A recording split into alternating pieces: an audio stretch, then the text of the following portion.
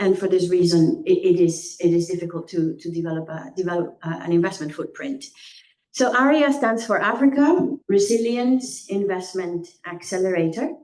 It was founded by British International Investment and with the support of our shareholder, the British government, FCDO. And today, there are actually 3 funding DFIs, the DFI of the UK, BII, the DFI of the Netherlands, FMO, and the DFI of France, Proparco. And the idea behind ARIA was actually kind of thought about at the G7 conference when the British government hosted the G7 meetings in 2021. And BII thought, actually, we have an excellent opportunity here to address an issue, something that could be done by sitting at the table and focusing on something that hasn't been addressed before. So we thought, let's bring the G7 DFIs together and let's talk about what we can do together to do more in frontier markets, in the most difficult markets. So, as you know, I've lived in a number of countries in Africa. Most previously, I lived in Ethiopia and in DRC, and I was country director of those countries for BII, looking for investments, supporting our portfolio companies in these countries. And I can tell you, the DFIs of all these countries, whether they're present through offices or not, there's no collaboration. At that time, there was no collaboration. Everyone is very secretive. Oh, hello, Vivian, how are you? What are you working on? And then I would be very careful, and likewise from the other side. So a very small pie, and not any desire to actually sit down and think about how is it that we can expand this pie together and do more collaboratively speaking. And so that's how ARIA was born. So allow me to fast forward until today, just to describe what ARIA is. So these 3 DFIs are funding this initiative. It has 5 countries of focus, because the best way to do it is to identify countries and really double down on them. So we've chosen Sierra Leone, Liberia, Benin, DRC, and Ethiopia. We have country offices, ARIA country offices, where we have hired country representatives in each of them. We share those resources. So perhaps BII alone or Proparco alone would not set up an office on its own in Sierra Leone. It might not justify at a point in time the cost and the effort, because at that time it was regarded as a very small market. However, if you share a resource, then you are able to achieve more. So we have country representatives in these offices, and we've achieved the following. We've developed a pipeline of opportunities. If you think about the perception of, let's say, Sierra Leone several years ago by investors, you would think, oh, it's a small market, there isn't really that much going on. But in fact, when you put your head to it, you put an office there and you really start digging in, you can develop and identify numerous investable opportunities for DFIs. We are providing technical assistance, which means that we are really helping to expand the pie. So if you go 1 layer below and you identify a number of opportunities by exploring the market, and then there's a number of other really healthy, successful businesses that perhaps don't know how to present themselves to DFIs. They don't know how can they become investable. And that's where ARIA is coming in to provide technical assistance to support them with the creation of financial models, perhaps support them with legal documentation, to be able to allow them to articulate themselves better towards that journey of becoming investable for international investors. And we do also ecosystem initiatives that are very tailor-made for the countries in which we operate. So a very quick example, in Ethiopia, for example, you may have heard that the country has launched its own stock market, and we are working with UNDP to support a sandbox kind of concept, so that companies that are becoming investable for both the stock market, but also could be investable for DFIs and other large foreign investors, get that support to be able to improve their investability. So finally, just to conclude, the exciting thing about this is that it's led to new toolkits for investment. There are a number of investable opportunities in our pipeline that are $5 million tickets, 10, 50, 100. At some point a few years ago, many of the DFIs I have mentioned would not have considered smaller ticket sizes, but we realized that these businesses can actually be accompanied in their journey. Today you invest 5 because you've identified their incredible talent and they're doing really well, they have excellent ideas. In 3 years' time, you could be investing 15 and 20. So why can't we be part of that journey? That way we're also investing, expanding the pie, and these toolkits are more flexible, allowing us to do more and deploy blended capital tools that we perhaps wouldn't have considered developing 3 years, 4 years ago. Thank you.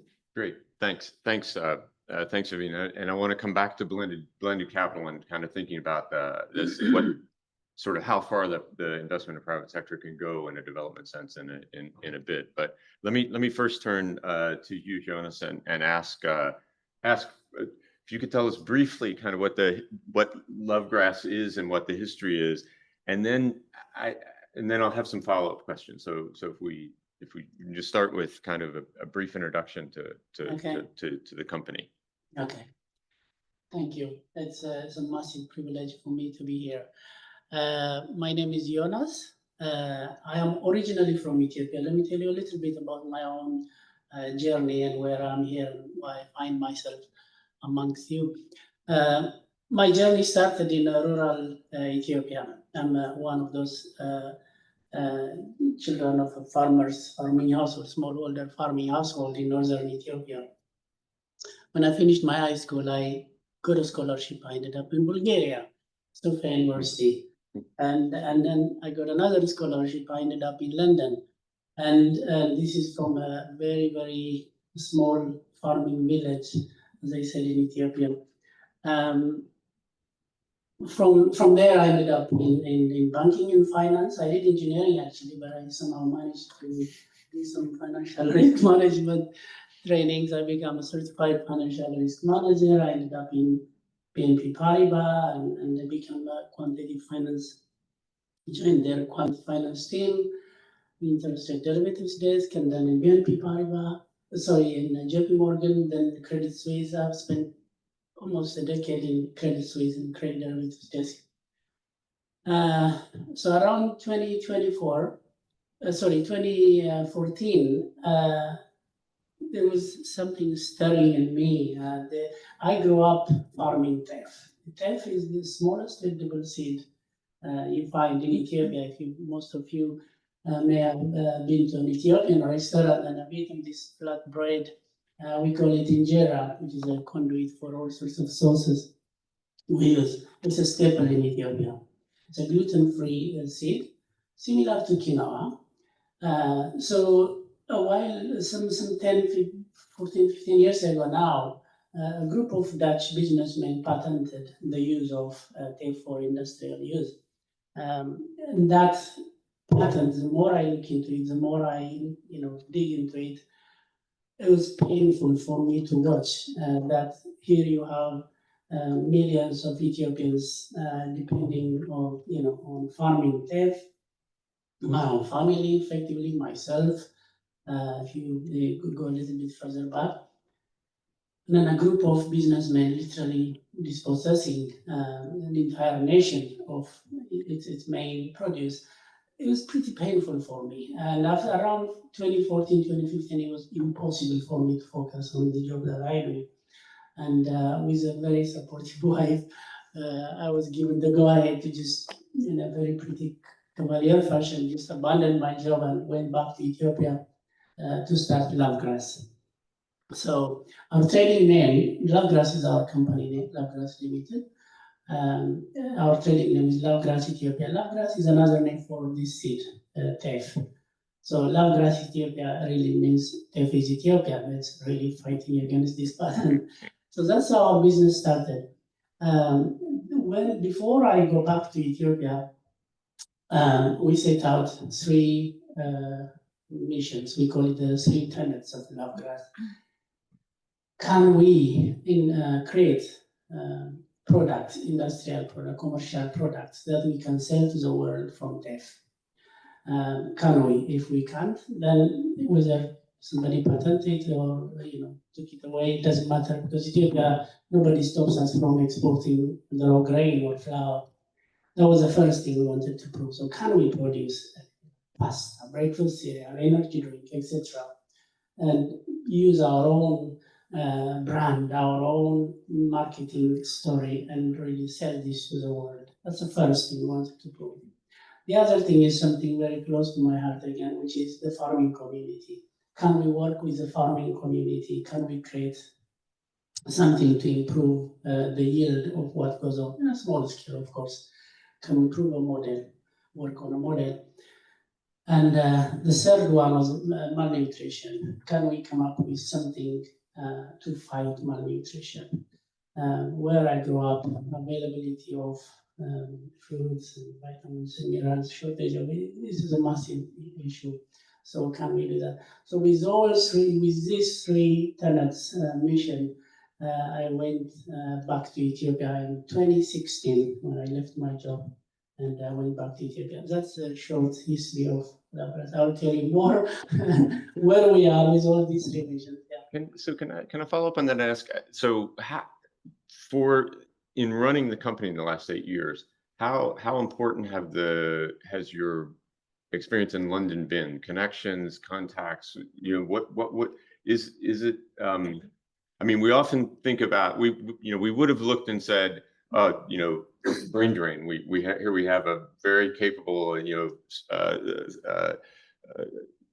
Ethiopian who goes to London and works in the city of London. Seems like a bad thing. And I guess I wonder, how has that helped you meet challenges that you surely have faced in starting up Love Grass? The journey of diaspora, I mean, the likes of me, my entire stay, I live most of my life outside of Ethiopia now, I've always questioned why every day you see things, you go back to Ethiopia to see my family, and I wonder, why are we not doing things differently? And then there was a certain point where you reach, for me it was around, as I said, around 2014, 2015, when I said, well, I'm part of the problem. Here I am, my kids are grown, things are getting better, my stomach is full, I live in decent home. What is my contribution to solve all these problems? So to direct to the question you asked, the entire experience of living, coming from a rural Ethiopia and feeling it really, really deeply. I go there to visit my family, and not much has changed pretty much. And here I am, my own life has moved on. So that experience of living under different environments, and being in Bulgaria or communist Ethiopia under different policy environments, and then the whole experience of the finance world, working under different financial markets and the different opportunities it proves. And you see, I see the world from this prism of diverse experience. So whatever business decisions you take and whatever worldly view you have, it gets influenced enormously. So to your question, it's incredibly helpful. Mm-hmm. Yeah. Thanks. Let me move now to you, Marika. As the academic on the panel, bring us back to reality. You've been working with Virunga Energies in Eastern DRC on a project related to electric cooking, but you've done much more extensive work in the Democratic Republic of Congo and other areas in Africa.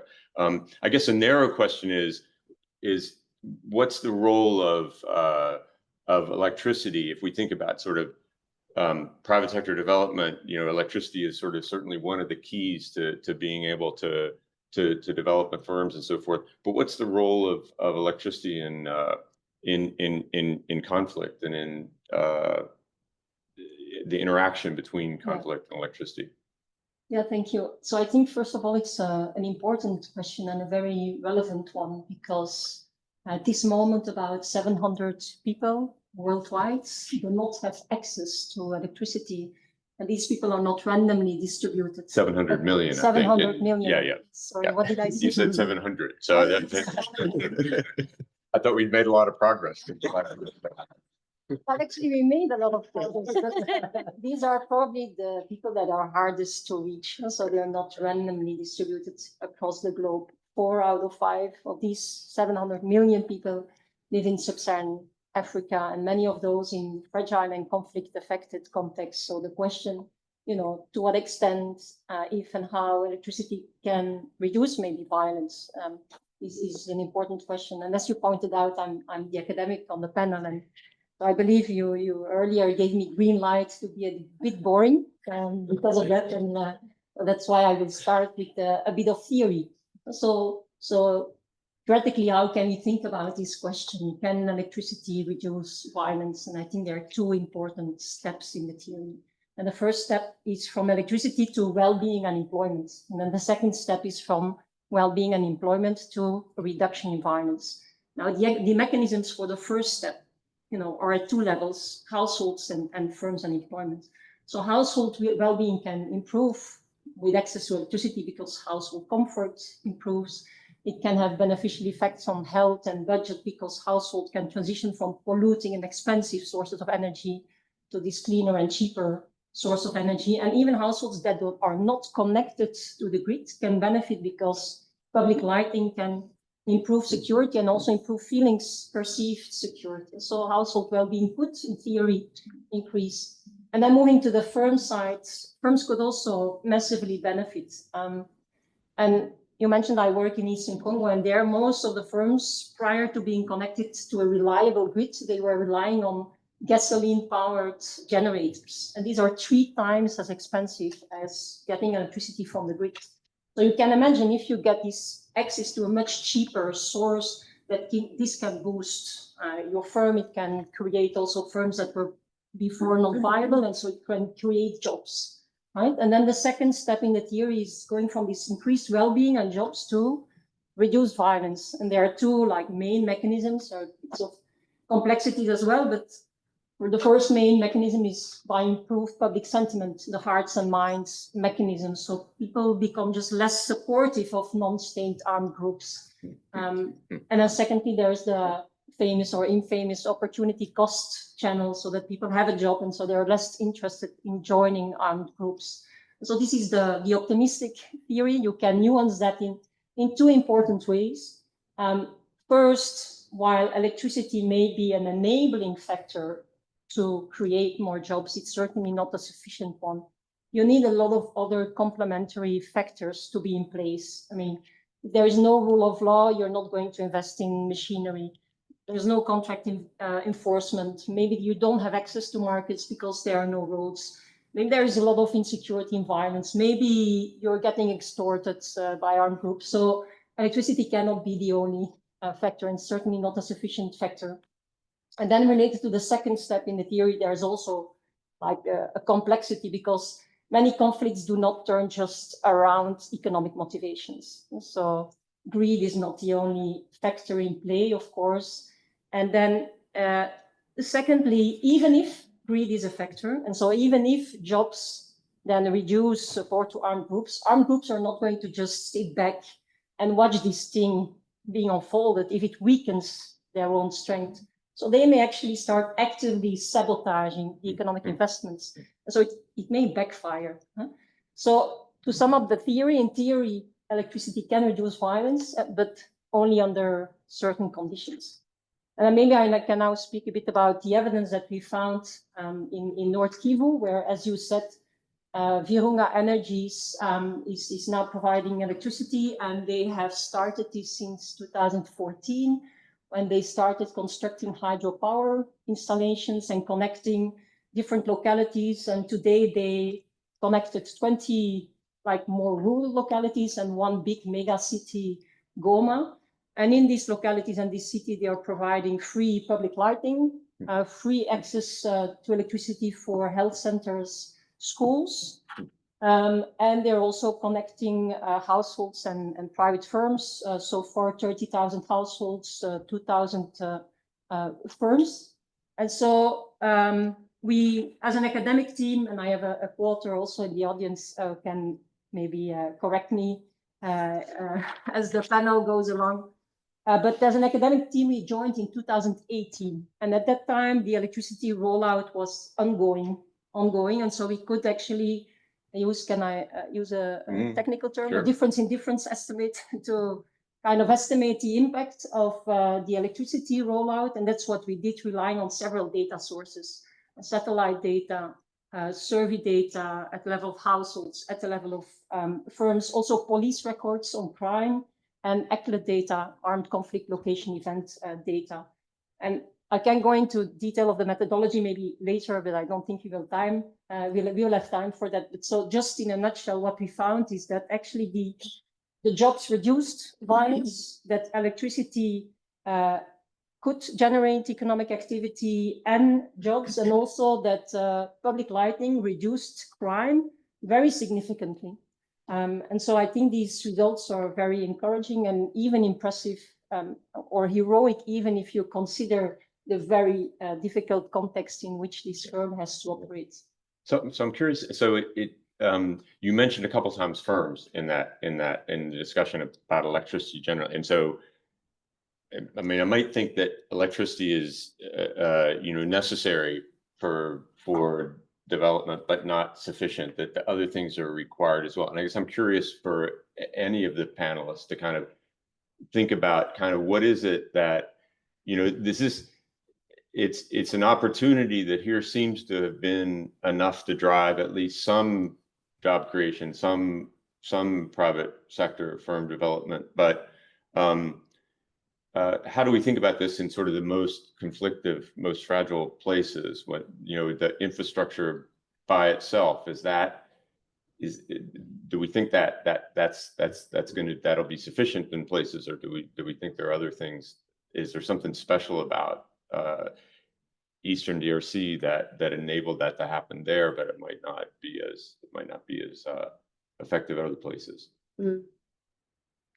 So I think with the BII is an investor in Virunga, and it takes a certain kind of vision, and in that particular area, we really played a role in understanding that access to electricity not only would be leading to the variables that Marike explained, and a possibility also of looking at it through the peace, improving peace, but also when you look at, thinking about the issue as fragile and conflict state, investing in a country like DRC, it's important to think that it is a very large country. So when we come to our IC and we present an investment, we have to be able to differentiate what we hear in the news and how a particular investment being proposed is going to affect a certain area. So in the case of Ethiopia, for example, as well, when we invested in Safaricom Ethiopia, there was a portion of the country that was conflict affected, high military activity at the time we invested. But in countries like DRC and Ethiopia, if you're able to articulate the conflict is taking place in this particular region at that time in Ethiopia, 120 million people total population, the people affected by the conflict were around 8. Everybody else is really trying to get on with surviving the effects of a war, even though they could be many kilometers away from the conflict. How do we address that, right? So it's also about developing a tailor-made lens to why a particular investment or support for a particular sector would be helpful even in the midst of active threat of conflict or conflict happening at once? Yeah, it's not okay. So the way I look at it, it's not even when conflict happened. What happened with the investment climate and the business climate during conflict? For me, what's interesting to observe is what happens after conflict. What is the lag period for the investment community to come back and see the opportunities and all the vacuum that has been left when everybody ran away? Because the opportunities are there, obviously. I mean, look at Ethiopia. We have 130 million population. It was one of the fastest growing, it still is actually, countries in Africa. And then suddenly a certain conflict happened. And it's, in the majority of cases, I think it is a perception of it that are more damaging when it comes to investment than the reality. As Vivian said, it's probably a small corner of the country that's affected. I personally haven't seen shots being fired in Ethiopia, but virtually every investor I approach, the moment they realized I'm talking about Ethiopia, it's just impossible to even push it through. So as I said, huge opportunities, but the fact that there is very little investment means obviously the demand still remains. I mean, people want to eat, people want to dress, and those who have the resources want to have their luxury whiskey and steak. You know, the things happen. But what also happens is just observing the dynamics of the business that goes on. More of it becomes a sort of a trading activity. And not manufacturing, not something. Nobody would want to have a base there. And also, not just the business community's behavior changed, because the business community, as long as there's demand, is the money may be sitting in Dubai and flowing around. The investors, the business community, are not to be seen there, and the way the state behaves, the state actors behave also start to change. Now, just look at it now. So here is a warring faction. There is a state at war. They want the resources. Those resources are starting to drain. The funds are missing. The investment is missing. The tax revenue starts to go down. And then the state will end up becoming more overbearing, almost, kind of rent-seeking kind, if you like. So the damage that conflict or the perception of conflict brings is just extraordinary. Even when the conflict is gone, the demand is there, the opportunities are there, but investors take a long time to look back. So what do you do in those situations? That's really a very interesting question. Chris, I wanted to ask if your question relates to maybe which sectors you would think kind of in the proximity of conflict would perhaps have a higher impact.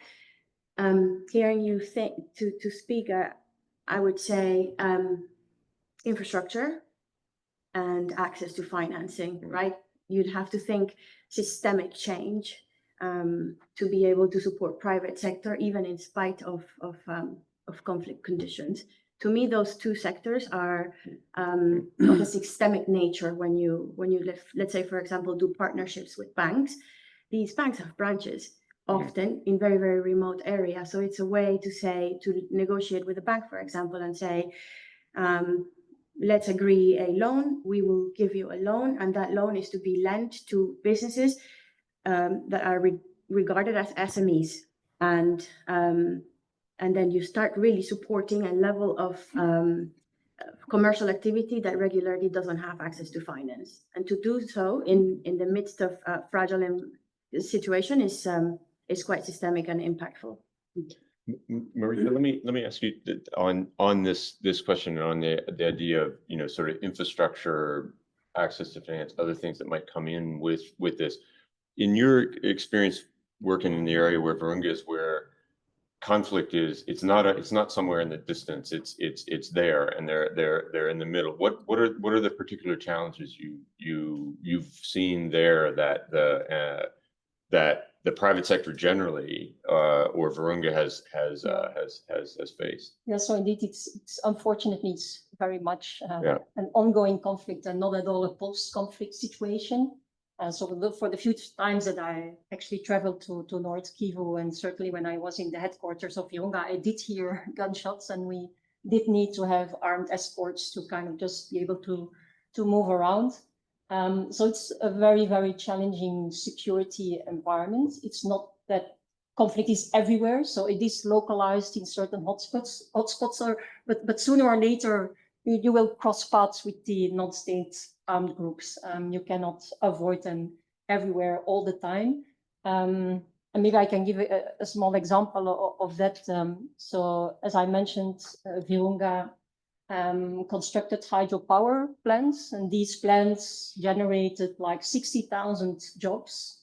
And we analyzed the impact of those jobs on violence, and we saw that within the construction period, up to 2 years after the construction period, this job creation reduced violence. But in one specific construction site, which was localized in a rebel-controlled territory, actually the construction went hand in hand with an initial surge in violence. And this was because the rebel groups who were controlling this area saw this construction as some prelude of a government-backed attempt to take control of that area, and so of their zone of influence, and also of their rent-seeking activities, in the war economy that they keep ongoing. And so this is why initially they tried to sabotage and attack the construction, and so it took some effort and protective force to kind of face these attacks. And also it teaches that you need to have an engagement strategy even with these armed groups, because from the moment they understood, okay, this is not like part of an attempt to take over our zone so that we lose control and influence, but this is just a company that will provide electricity. They kind of backed off, but so it's a bit of a gray zone and a fine line that you have to walk. Somehow it demands some engagement, but it also has to be a gradual approach, because if you would come in too like brusquely and cut off their income revenues from the war economy, this can backfire. So it's a bit of a trial and error, and see what pace can I take, what signals should I send so that this doesn't backfire. Right. Okay, I've got pages of more questions, but let me if no one in the audience has questions, I'll continue. But let me turn to the audience and see. I think we have microphones that'll come around, because we want to make sure everybody hears, and yeah. So if you have a question, if you can raise your hand, and then we'll get the microphone to you. There's one in the back there.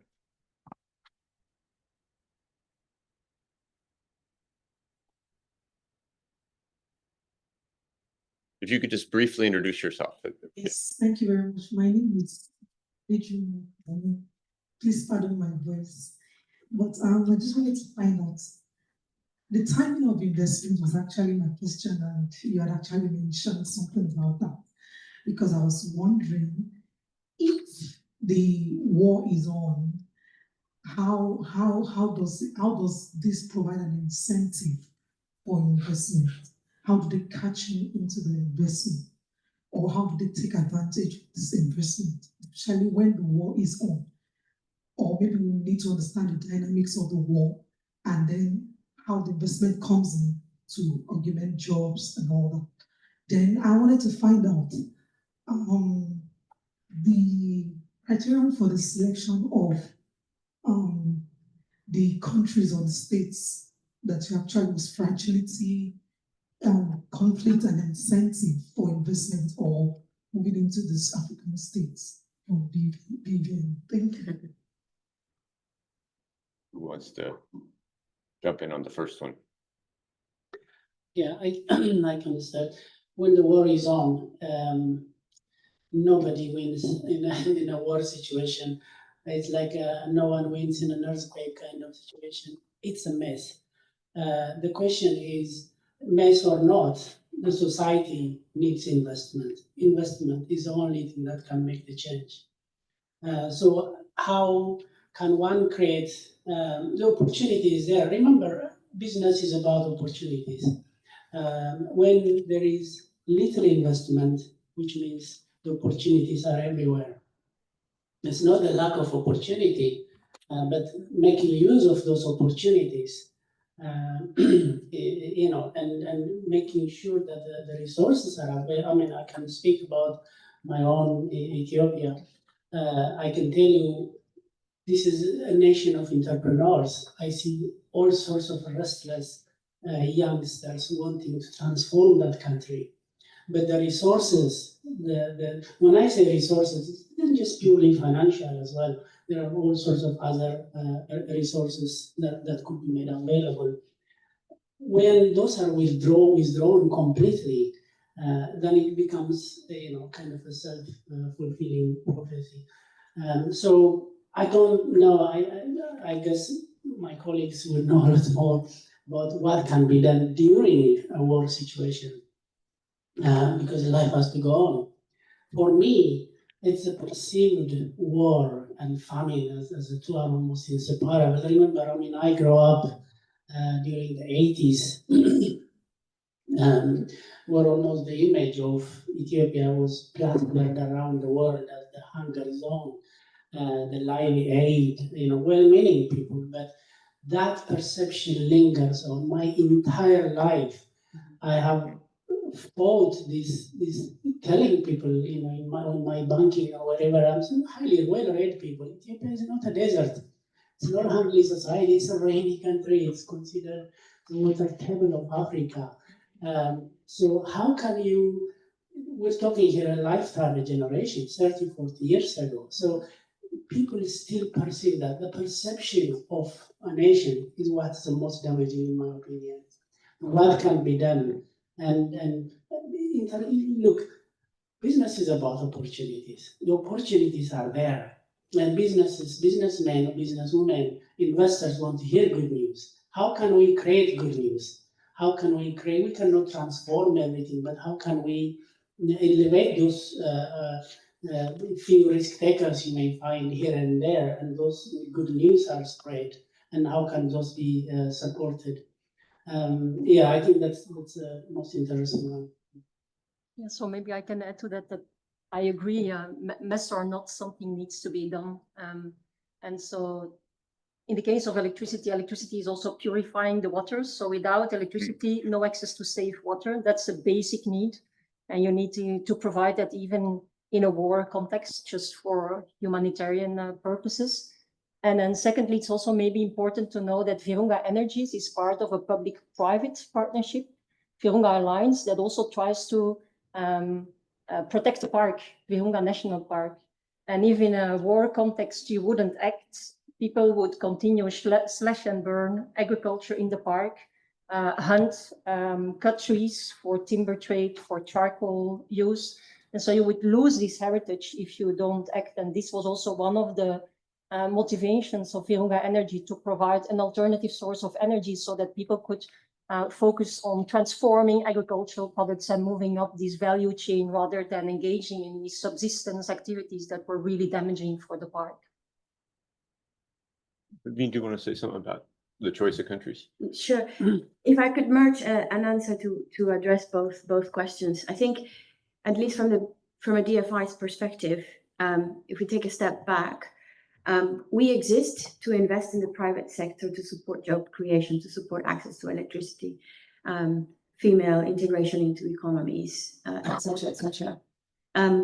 We are looking for companies that are doing well and are looking for access to finance. We provide finance, we invest equity, a number of other instruments to help them grow from A to B.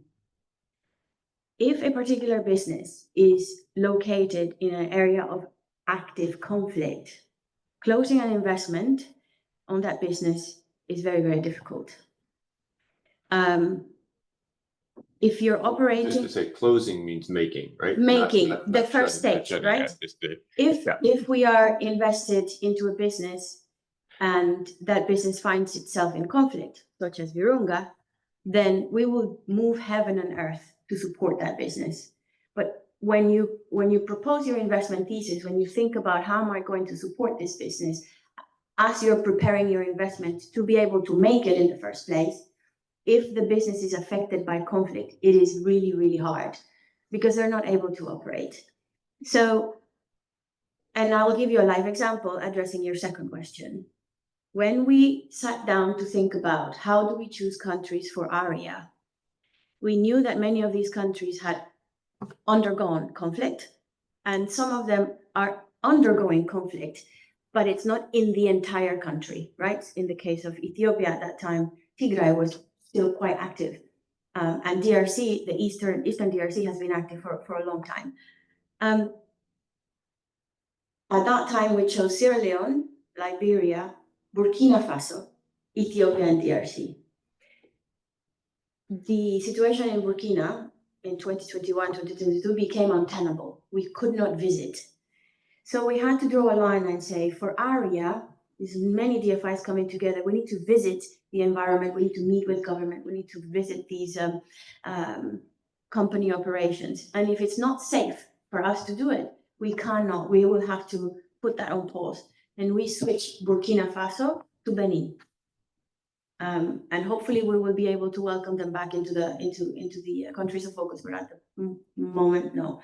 Ethiopia and DRC, we are able to land in Kinshasa or land in Lubumbashi, even though we can't land in Goma. There are still very active areas of commercial activity that we can look and support, even though some areas of the country are not able to be supported. So for new investments. Thank you. Other questions? I've got a couple more in the back. Maybe we could take both of these questions and then we'll have some response. Thank you very much. My name is Franco Bimbo. I'm currently a PhD student at UTHS, but I'm also Kenyan. My question, so just trying to wrap my head around like the whole investment in conflictive zones, and I'm thinking about like settings like Kenya, for example, where you find that lots of areas that have like conflicts are related to natural resources, for example, but these areas also tend to have more like nomadic communities, so people who move from one place to another. I mean, I could also imagine a case where you don't have like nomadic communities. In conflict zones, you still tend to have like lots of migration in and out. And my question is, does your theory around investment in conflictive zones change if you conceptualize that people are going to move in and out a lot? So take again the case in Kenya, where you have people moving from the border in Kenya and Ethiopia, for example, or Kenya and Somalia. Does your concept around investment in these kind of settings change if you already anticipate that there's a lot of movement back and forth? Thank you. Great. Let's go ahead and take the other. There was another question. Yeah, take that one as well, and then. Thank you. My name is Kelvin Mulungu. I'm from Zambia. I work with CEPR. So my question is, especially to be honest, how much government support do you get? Because I think part of government responsibilities, you know, after the war has ended, they need to rebuild those areas, and part of rebuilding those areas where the conflict was is investing in, you know, businesses and opportunities that come up with. And also in relation to that, how much frustration from governments sometimes do you get? Because I know from the experience in Ivory Coast, I lived a bit in Ivory Coast, and I lived in an area which was during the war considered a rebel stronghold. And you can sometimes, there's literally no investment many years after the war. And part of the perception is that, you know, either the people in that were aligned too much to the rebels, the government isn't very happy, or the idea of that being a rebel stronghold still lingers in governments. You want to For me, jump in? okay. Well, for the Franco's question about how the movement of people, especially in nomadic areas, affect the investment climate, etc. Honestly, I know very little about that area. The only thing I can say, investment and and opportunities, entrepreneurial opportunities come in all forms. Maybe the very movement of people is the opportunity people will seek to invest on. I don't know much about that area, so I will leave it to others to comment on. But Kevin, for your question, how much the government in Ethiopia helped and is helping, and how much sometimes is a hindrance. It's a very, very difficult question. Look, I actually see the government in Ethiopia at the moment is focused on attracting investment. But I'll just give you a scenario of what happened once during conflict. Again, we're talking about conflict here. When the conflict in the north, some 3-4 years ago, took place in Tigray region, one of the dynamics I was observing was there was a lot of, as I say, trade, transactional kind of thing going on, things imported, this and that. There wasn't any investment in a sense where you go and build a factory or employ a lot of people, etc. That wasn't observed. So people were running away from that. There was a lot of asset flight, capital flight going on. So what happened was literally the government stopped collateral lending. Banks weren't allowed to lend. I know why they are doing that, but you're literally killing everybody effectively. If you are an aspirational investor there, they're trying to attract investment because they know they need to generate revenue, they're dying to do that. But at the same time, now watch what's going on. Foreign investment is almost non-existent. People are not even willing to come to Ethiopia to fly. I understand it. Their countries are, blanket, boom, don't fly, they don't go there. So you won't even fly. In a situation like that, you are left on your own, effectively. I am actually, the case of Lovegrass, in this case, we are it's a very fortunate situation. I happen to have had a background, and both me and my wife personally, we've had a finance background. We made a bit of money over the decades. We've been working. So we're willing to just put virtually everything we have to make sure this vision doesn't stop. But that is not the case for money. And that is not because opportunities are not there. So when the government in this, just directly to your question again, when the government stopped this collateral lending, there's no foreign investment coming. There's no local bank that's lending because by law, pretty much by diktat, they're not allowed to lend. There we go. You are on your own. So you cannot think above and beyond the small transaction. You cannot scale up a business. You cannot think of expanding your investment. So it's an incredibly difficult thing. The government doesn't do it to necessarily disadvantage you, but they want to stop money moving out. People are lending with their buildings, land, whatever, with all sorts of facilitation with banks, collecting as much cash as possible out of the country. So to stop that, they came up with it. I understand it. The other thing also is you are, if you put yourself in the government's seat, you need to raise finance. Your very survival is at stake here. And that's when, as I said, the government starts to become pretty much rent-seeking, overbearing. Someone with a factory, with a building, with whatever, is pretty much a sitting duck. You're not going to run away. They can extract as much as possible. So again, it's not to disadvantage the investment community, but the situation forces you to do that. So as I said, war is a messy situation. It's just post-war and what happened post-war and post kind of disaster situations, hunger, drought, etc. How can we just speed that change in mindset in the outside investors? In effect, really, like kind of putting together a coalition of the willing, if you like, kind of the aid agencies and impact investors and in local risk takers, etc., and then just creating this good news. By the way, I just want to use an opportunity to say thank you to the ARIA team, because I never have had the opportunity to say so, because over the last 7-8 years of this journey building Lovegrass, we've tried all sorts of opportunities to attract investors, and we've just been this close. Oh, we have to wait until how how this war turned out. We were through this and then just never materialized. And they took the opportunity to support us, and we're in that journey still. But nevertheless, that opportunity was there, and I'm really grateful for that. Yeah, so because I think that the first question related to this aspect of the theory that says if there is an improved economic situation, then the support for armed groups may reduce to either the hearts and minds channel or the opportunity cost channel. These channels actually only work if the armed group relies on the local population for intelligence, logistical support, and recruitment. And so not if the armed group is actually backed by outside sources, foreign backed. So that's an answer to the first question.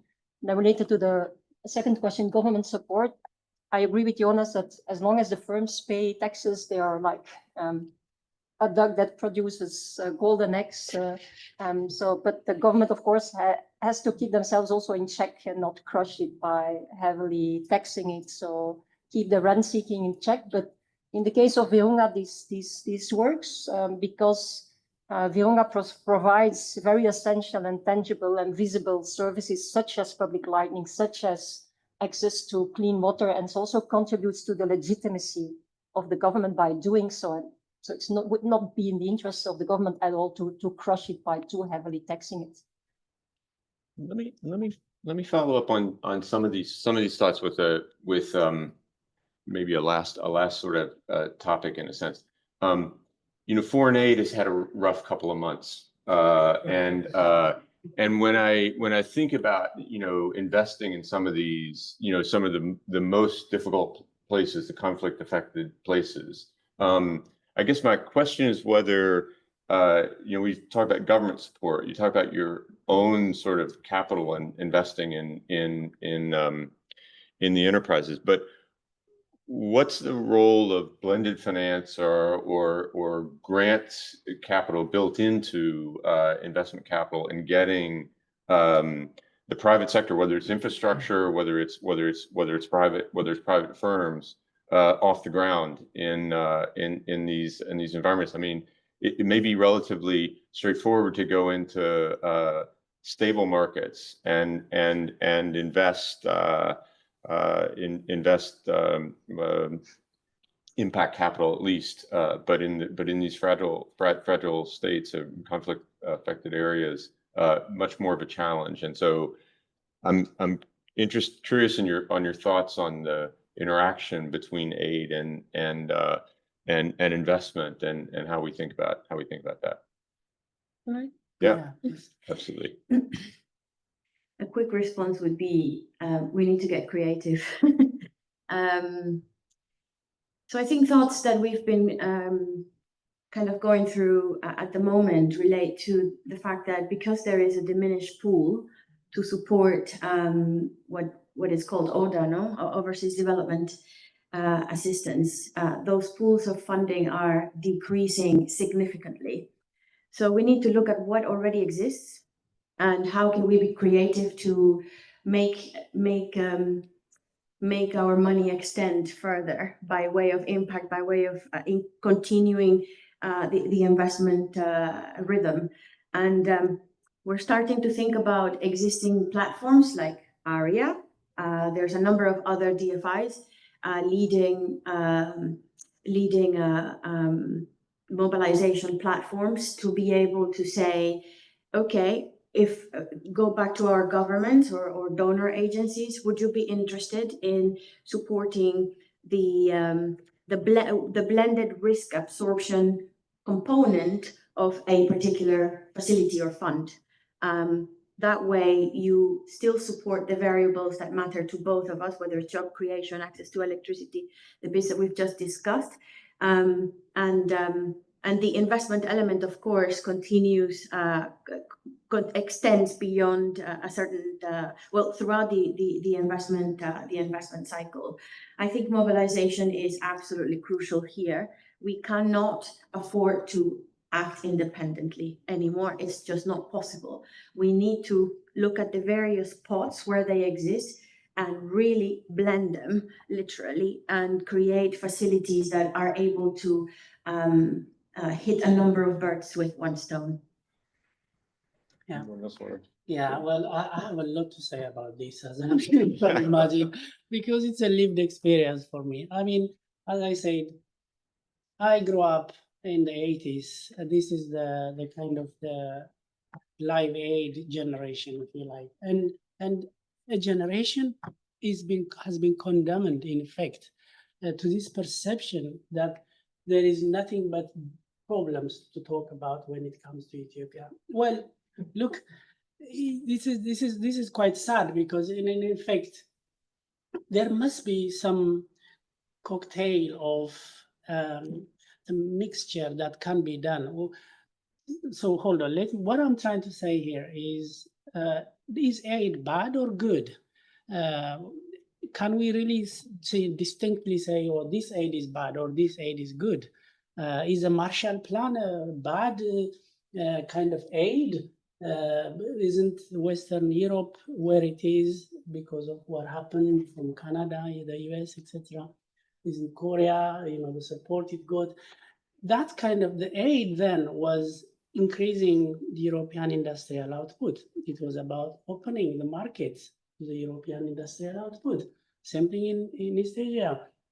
So why is it not working for Africa? I'm not underestimating here the role of the state and the right policies, etc., policy choices, but generally aid, where you give to close or to keep body and soul together, which is necessary. I'm not saying it's bad, but what do we do post that phase? Again, like conflict, to me, the fact that it's taking us this long to work out what sort of mixture of aid and investment is needed to transform a society, it puzzles me, honestly.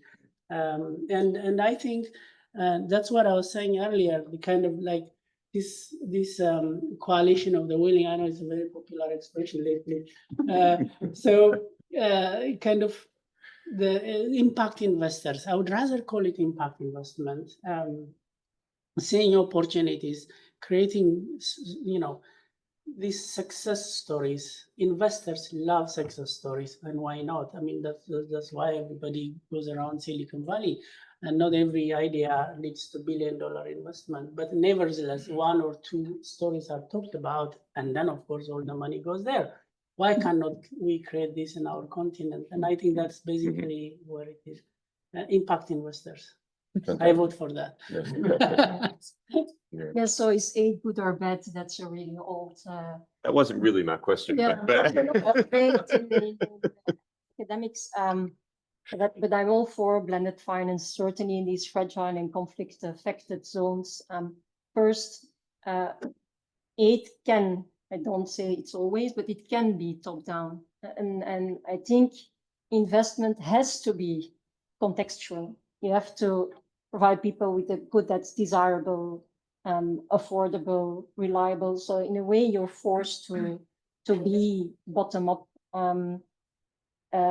So I think that's really important. And I think Bill Easterly called this a difference between searchers and planners. Planners being those who plan the aid top down, and searchers who kind of are there in the field looking for solutions. But I think the aid component is needed to make sure that these searchers are not crushed in these fragile and conflict-affected environments. And I give two examples. First, in these environments, often basic public goods and services are lacking. So for Virunga to be able to construct their hydropower plants, they actually had to build roads and maintain these roads to get their materials in. This is taking up state-like functions. They cannot charge people who use these roads. So I mean, they need grants to kind of just get started. And secondly, in these environments, often you're a first mover because there are not many others taking this risk. So there's a huge first mover disadvantage. I mean, there are lots of parameters that are unknown. How many people will take up electricity? How many kilowatt hours will they consume? How to get your inputs in? How to get your business running? So these are all things that you have to discover. There's no one discovering it before you, so you're actually leading the way. And aid, is crucial because this creates a lot of uncertainty and risks, and others will benefit from the lessons that you're learning. And if you don't get the support, there will not be lessons and there will be not people that follow you in your steps, actually. So I think it's really crucial. That's great. Thanks. I'm afraid we're out of time, but let's give a round of thanks to the panelists.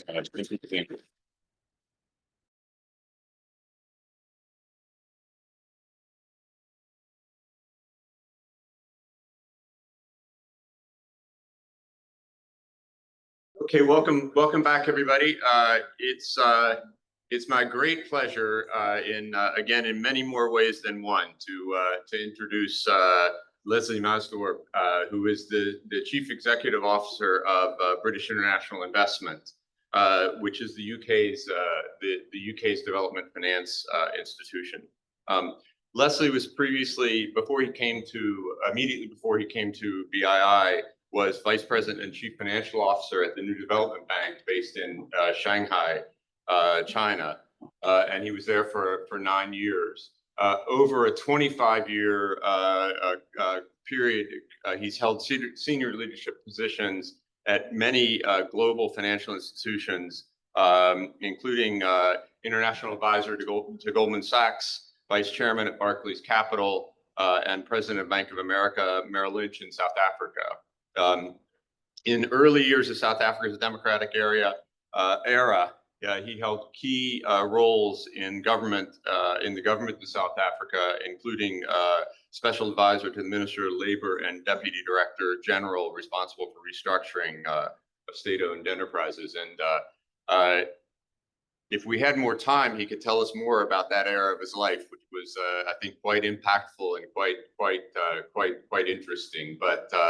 But today he's going to talk about, instead of the past, talk about the future and the future of development finance. So Leslie, thank you for coming, and the floor yours. Leslie plans to speak for about 20-25 minutes, and then we'll have questions after that. If we could welcome.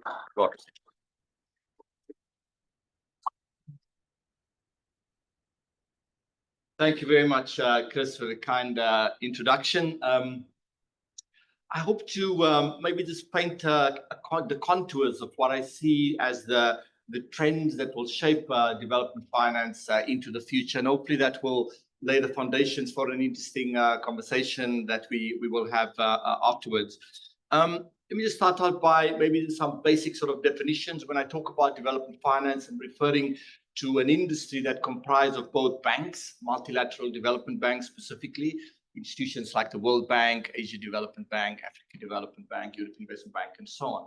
And within that, I also include development finance institutions, which are more bilateral in nature, like the British International Investment, FMO, which is owned by the Dutch, Norfund, owned by the Norwegians, and so on. So there's a whole sort of universe of institutions that have, over the last several decades, BII, the institution that, Chris is one of my bosses as a board member of BII, was created in the aftermath of the Second World War, way back in 1948.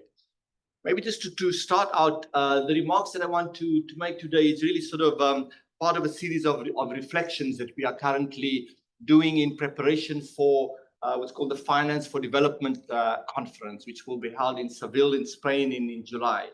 This is an event which is a meeting of the development finance international community that takes place once every 10 years. So it's quite an impactful event. The last one was held in Addis Ababa, actually, since we spoke about Ethiopia early on. It was famously known as the Addis Ababa Action Agenda. So in a few months' time, we'll be sort of taking stock about the progress that these institutions have made in the course of development. Let me just start out by saying that in the aftermath of the Second World War, as we all know, the World Bank was created exactly 80 years ago in 1944. And one of the key architects, and indeed the intellectual founding father of creation of the World Bank, was John Maynard Keynes, who we all know is probably one of the most consequential economists of the last century. And I want to start with Keynes because he was really the sort of brains and genius behind the core model that still informs development finance today, underpinned by the way the World Bank and all of these institutions function that are owned by multiple governments. The construct was really quite simple. There are a number of very highly rated countries in the world. When I say highly rated, I refer to the credit rating of these institutions. Credit ratings, we all know, refers to the credit worthiness of countries determined by few individuals or credit rating agencies. There's mainly 3 of them, S&P, Moody's, and Fitch. These institutions have existed for over 150 years. And these developed countries provided essentially what's called callable capital. They provided the guarantor, they were the guarantors of the capital structure of the World Bank. In brief, the World Bank was created with a small amount of capital, $15 billion to be exact. And up to today, the World Bank has made loans or leveraged that $15 billion to the tune of $890 billion. And it has really been done leveraging off the power of markets, or the power of capital markets. Essentially, backed by this $15 billion of paid-in capital, which these countries injected in a form of cash or equity. It was backed by what's called callable capital, which is a series of guarantees from the developed world, from the highly rated countries at the time, of which the United States was a key, as the US constituted 50% of GDP at the time, at the end of the Second World War. And that core architecture is still was reproduced in all the banks that have been formed over the last 80 years after the World Bank was formed. A series of regional equivalents were formed: Inter-American Development Bank for Latin America, Africa Development Bank for Africa, Asia Development Bank, and so on. And they pretty much reproduce that same model. This model is essentially based on, and again, if you go into the archives, Keynes' idea was what he called sovereign guarantee. And today, still, the principal lending instrument of development finance is a sovereign guarantee product, where a loan is made by World Bank or ADB or European Investment Bank and so on, and that loan is guaranteed by a single sovereign. So with that sort of broad, very basic explanation of the construct of how multilateral banks operate, obviously development finance institutions like BII is slightly different. Our theory of change, as Vivian explained earlier on, is we invest in private entities. We grow those enterprises. We focus on development impact, de-risk those environments to create a more favorable sort of investment climate for others to come and invest. And we invest, as was referenced earlier, on equity, which is the riskiest part of the capital stack. And we go into frontier and some very difficult markets with a patient capital lens. So DFIs are slightly different, but we form part of that same universe of institutions. So having explained that, I now want to cover, within the available time, maybe I'll have time to cover 6 or 7 of them, or maybe 8. What are the trends that I believe will inform what the future of development finance hold? Because I would like to argue that the development finance model is not fit for purpose anymore, for a whole number of reasons, which we can pick up again in the conversation. The first one is that the concept of global public goods obviously exists already at the time when the World Bank was formed, but the notion of climate change and sustainability was not part of the lexicon then. And one of the first drivers of change for the development finance institutions now is to integrate climate change, to integrate biodiversity conservation, integrate dealing with pandemics and so on. All of these challenges that are global in character, that transcend national borders, that one country on their own cannot solve. The first major change now is that all of these institutions, including ourselves, by the way, as BII, we're beginning to incorporate the climate emergency as a central piece of our business model. And this is a whole series of financing and other implications. So what do I mean by that? I mean also that the World Bank and all of these institutions, they typically lend to single sovereigns, but when you look at the concept of global public goods through regional lenses, whether it's logistics, whether it's regional power pools, there's a whole series of when it comes to dealing with biodiversity, whether it's the Amazon or oceans, you have to look at it through a regional or public good lens, and the existing models are really sort of out of date. So my conclusion from the first trend is that we have to think more carefully now about the relationship between climate and development, because the proposition here is that climate over time will undermine all of the development progress that we have made over the last number of decades, right? So climate will become the central driver of how we finance what we do at BII and a lot of these other institutions as well. The second one, which is really sort of linked to the first one, second trend I want to talk about is this whole idea that we need to leverage capital markets more and leverage the power of markets. So this was in fact the theme that came out of the last Finance for Development Summit in Addis, where a notion was born, a concept was born then called billions to trillions. And the idea of those who gathered in 2015 was that, you know, if you add up all of the lending, equity, debt, guarantees, everything together of all of the banks and development finance institutions in general, it comes to about $500 billion or so per annum. And that is a drop in the ocean relative to the trillions that are required. And secondly, relative to the $130 trillion or so of institutional investor capital that sits in insurance companies, pension funds, sovereign wealth funds, and so on. And those funds or the savings pools of countries are typically invested in very traditional asset classes, and development finance institutions don't have a means to tap into those institutional pools of savings. So the second theme is really that we have to be much more imaginative. We need to go back to sort of a laboratory style sort of thinking exactly as existed at the time when Keynes and the others came up with the idea of the World Bank, and look at how capital markets can be leveraged more to come up with new, more innovative financial instruments beyond kind of blended finance, which we already heard about in detail early on. The third point that I want to tap on, and again, each of these themes we can go into more detail in questions, because I'm trying to be very brief so that we can go through more of the trends to have a more comprehensive list. The third proposition I'd like to make is that multilateral banks, by virtue of the fact that they were trapped into this model of maintaining a high credit rating, and just to say something about credit ratings, as I said earlier on, there are mainly three institutions, S&P, Moody's, and Fitch, were created around 1816 in one case, 1910, 1912 or so. And they essentially determine whether or what the probability of default of institutions are. And they help us, retail individuals or institutions, make investment decisions. So they've played vital roles in providing the sort of credibility of investment decisions within the capital markets. But because of the desire of the multilateral banks to maintain those ratings, they become extremely risk averse. So over these years, over the last sort of 80 years, we have sat on pools of capital. I referred early on to callable capital, which is on your balance sheet as a real guarantee, meaning the United States says that they will commit another, let's say, 40 billion of callable capital, but the amount just sits there. No one has thought about, could you access that in some creative way? It's only recently in 2021 when the G20, which is where most of the highly rated countries reside, all of the top AAA countries in the world are in that club, decided that they need to relook at the capital adequacy models of these institutions. I guess what I'm suggesting is that it's a bit of a sort of quite ironic and very strange, if you're a student of finance, that the most highly rated institutions in the world, the most credit-worthy institutions in the world are not Goldman Sachs or Prudential or JP Morgan.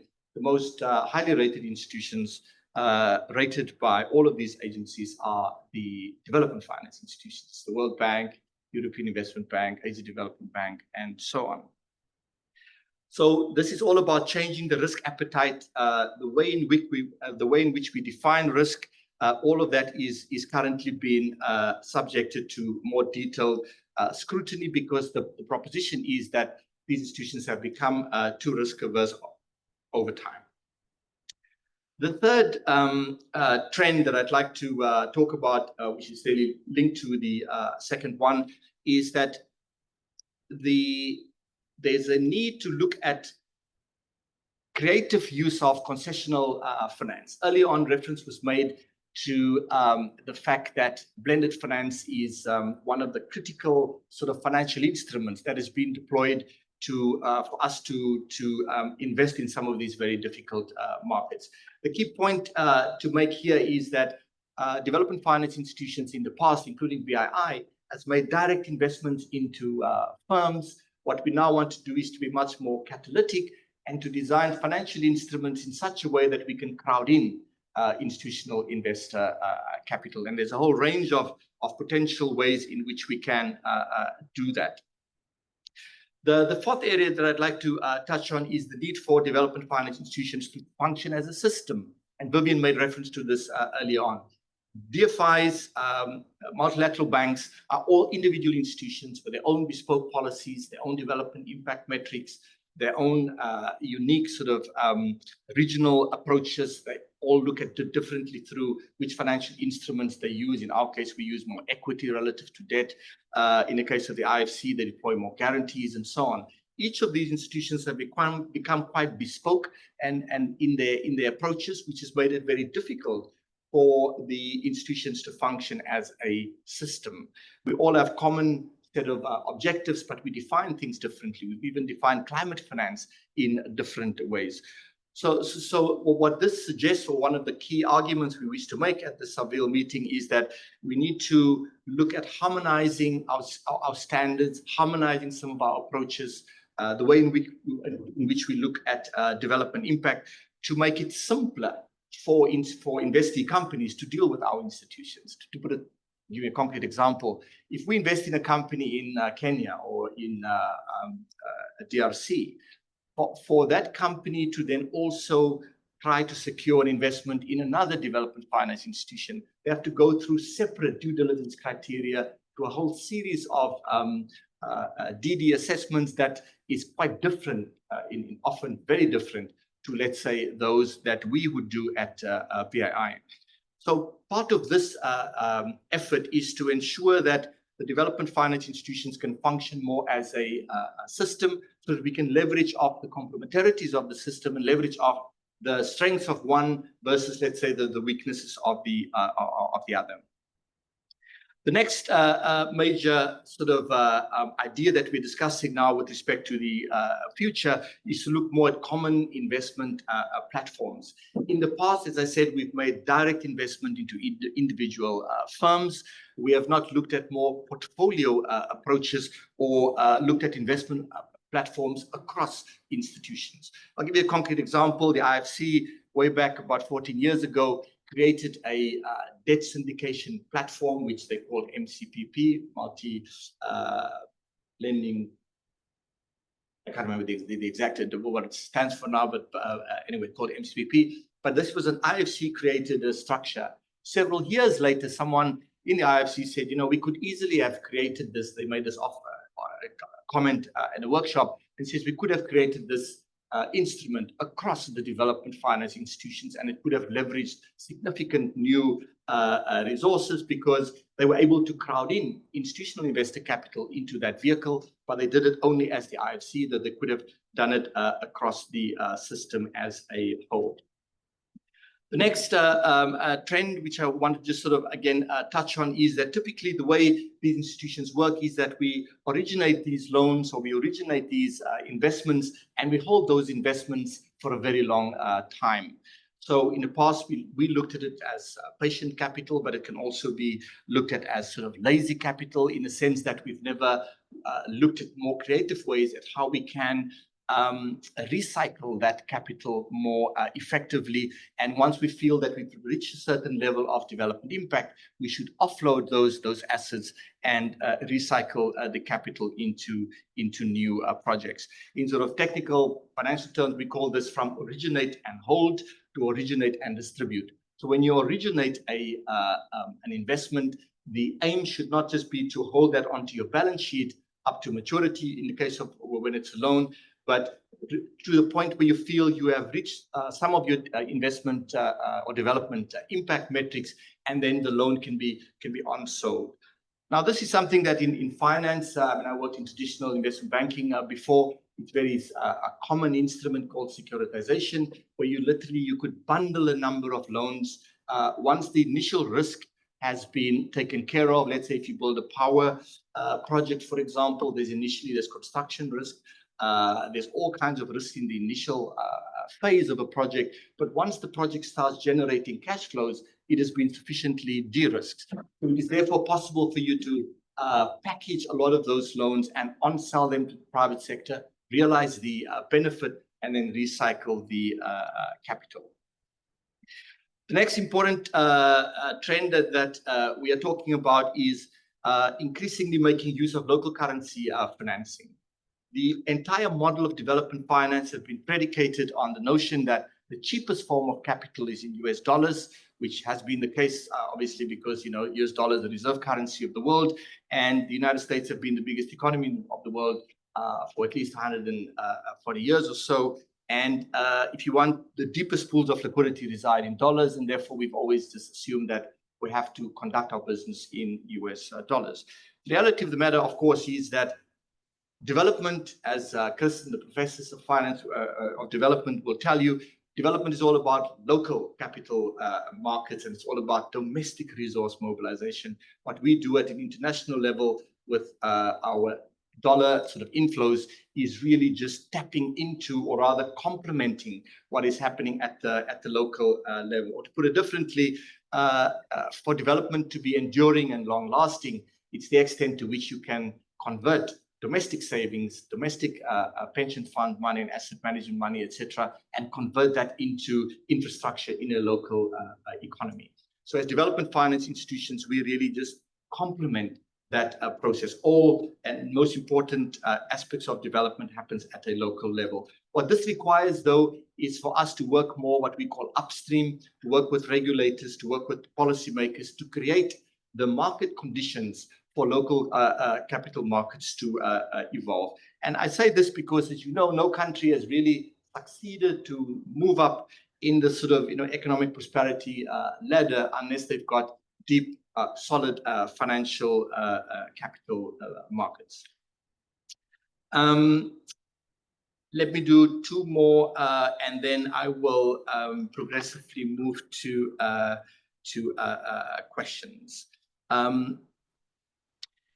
The next one that I'd like to cover is that I said early on, right at the start, that when Keynes and the team created the World Bank, all the focus was on the sovereign. Increasingly now, cities are becoming some of the most important actors in development. I was in India recently, a few weeks ago, and 32 out of the 50 most polluted cities in the world are in that country, in one single country. In order to deal with the issues around pollution and air quality, we have to work with cities, and cities as a locus of economic sort of, or as economic actors, they're becoming much more important. So moving away from the national and the sovereign as the center of the development model, and the importance of subnational actors is another major trend for the future that we need to build into our models.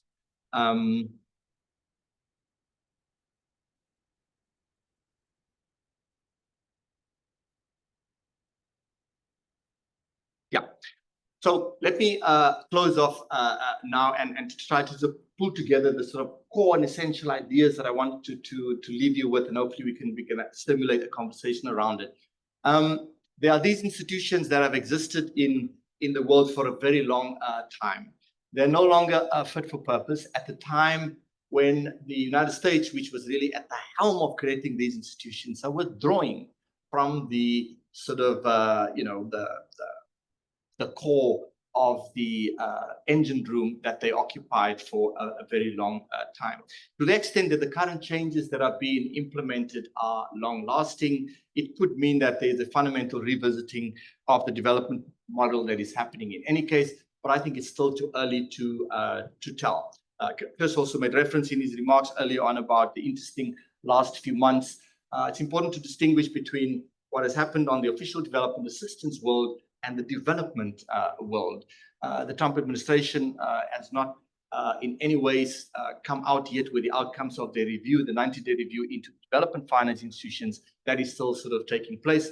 We know USAID has been dismantled and so on, but that is on the development and humanitarian assistance side. On the formal review of what will happen to the Development Finance Corporation, which is the US bilateral DFI, what will happen with the review of the World Bank and IMF, etc., that is still to unfold. I guess my conclusion, therefore, is that it's too early at this stage to say what lasting changes might result from the change in administration in the United States.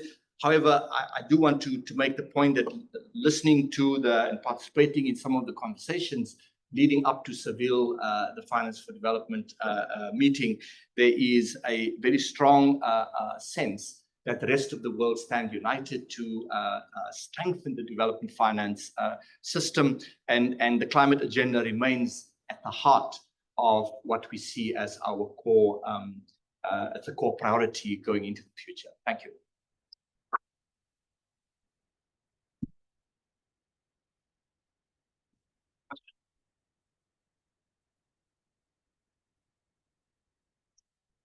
Thank you for the great presentation.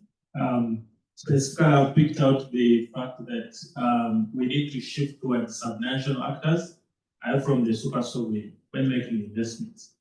However, what we are observing in the entire world is we are observing a lot of geopolitical shifts.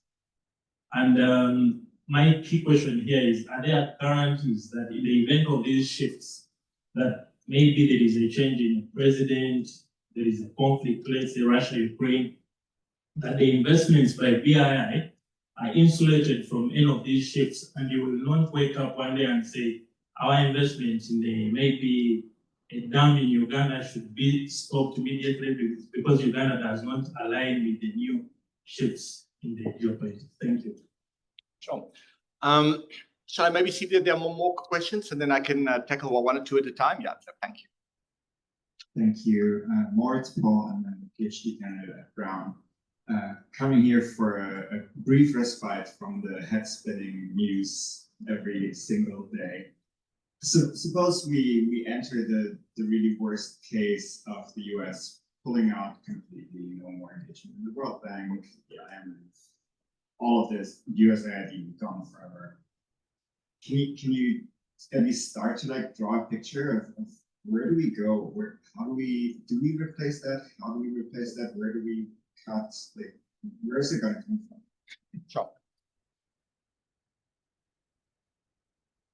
Okay, I'll start with those two very good questions. On the first one, BII, which is UK Development Finance Institution, as I mentioned earlier on, we focus, our theory of change is working with the private sector. So we do not invest or make loans or invest in state-owned enterprises or government.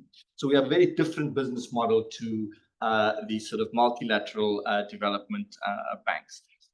We consider ourselves to be, as I said earlier on, patient capital.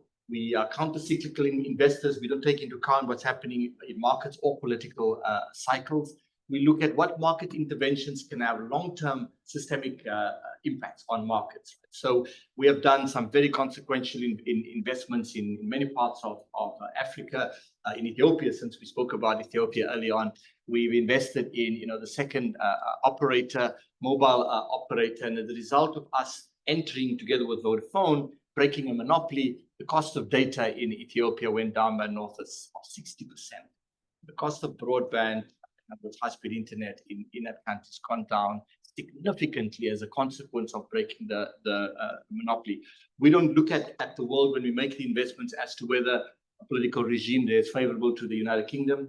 Our model is informed by our development impact metrics and paradigm.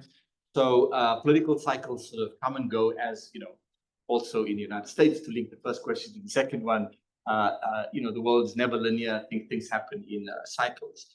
On the question of whether we would see fundamental shifts in the entire development paradigm as a consequence of the changes in the United States, I think it's highly unlikely. Remember, the United States is the biggest economy in the world. It had seen its role with respect to the international community expressed through soft power and many interventions over the decades. If we want to make it sort of an analogy, this is a little bit like a Brexit moment for the United States. The rest of the world continues. There is no change within Europe around how they look at development finance. I suspect that as we go into the Seville meeting, there will be no changes with respect to the commitment that countries have made to the climate agenda, for example. If the United States pulls out of all of its climate undertakings, as is been suggested now, it does not mean that every corporation in the United States will do the same. So we'll have more of a sort of more complex sort of landscape. I think one can also draw parallels here with 2016, when the United States pulled out of the Paris Climate Agreement. And many corporations, many states, many cities, maintained their net zero ambitions and continued despite the federal sort of government pulling out of the global undertakings they have made. It is possible that this time it is more deep-seated. Who knows? It's too early to tell. I think that pulling out of the World Bank and the IMF would be very, very extreme. I say that because when you withdraw, and I know these agreements of these institutions very well because I was involved in setting up a new multilateral bank. When I went to China in 2015, we created the BRICS Bank from scratch. So we studied what these articles or these treaties say. It is impossible to get your portion of the retained earnings back.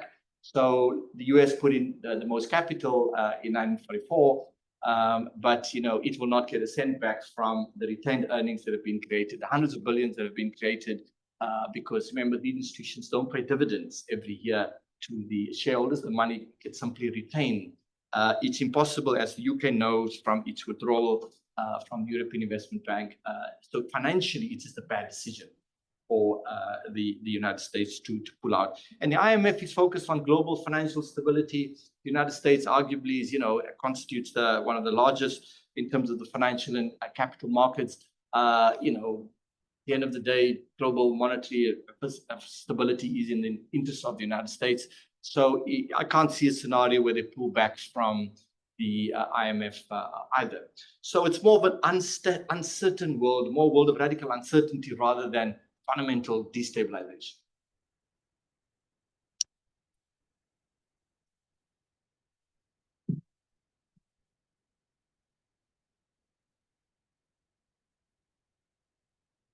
Thank you very much for your excellent presentations where you argue that it's time, it's necessary to reform the DFIs. But I would like to know what will really take to transform these institutions besides impediments about climate change. What will it really take? Is it political? What will it take to really bring these changes? Thank you.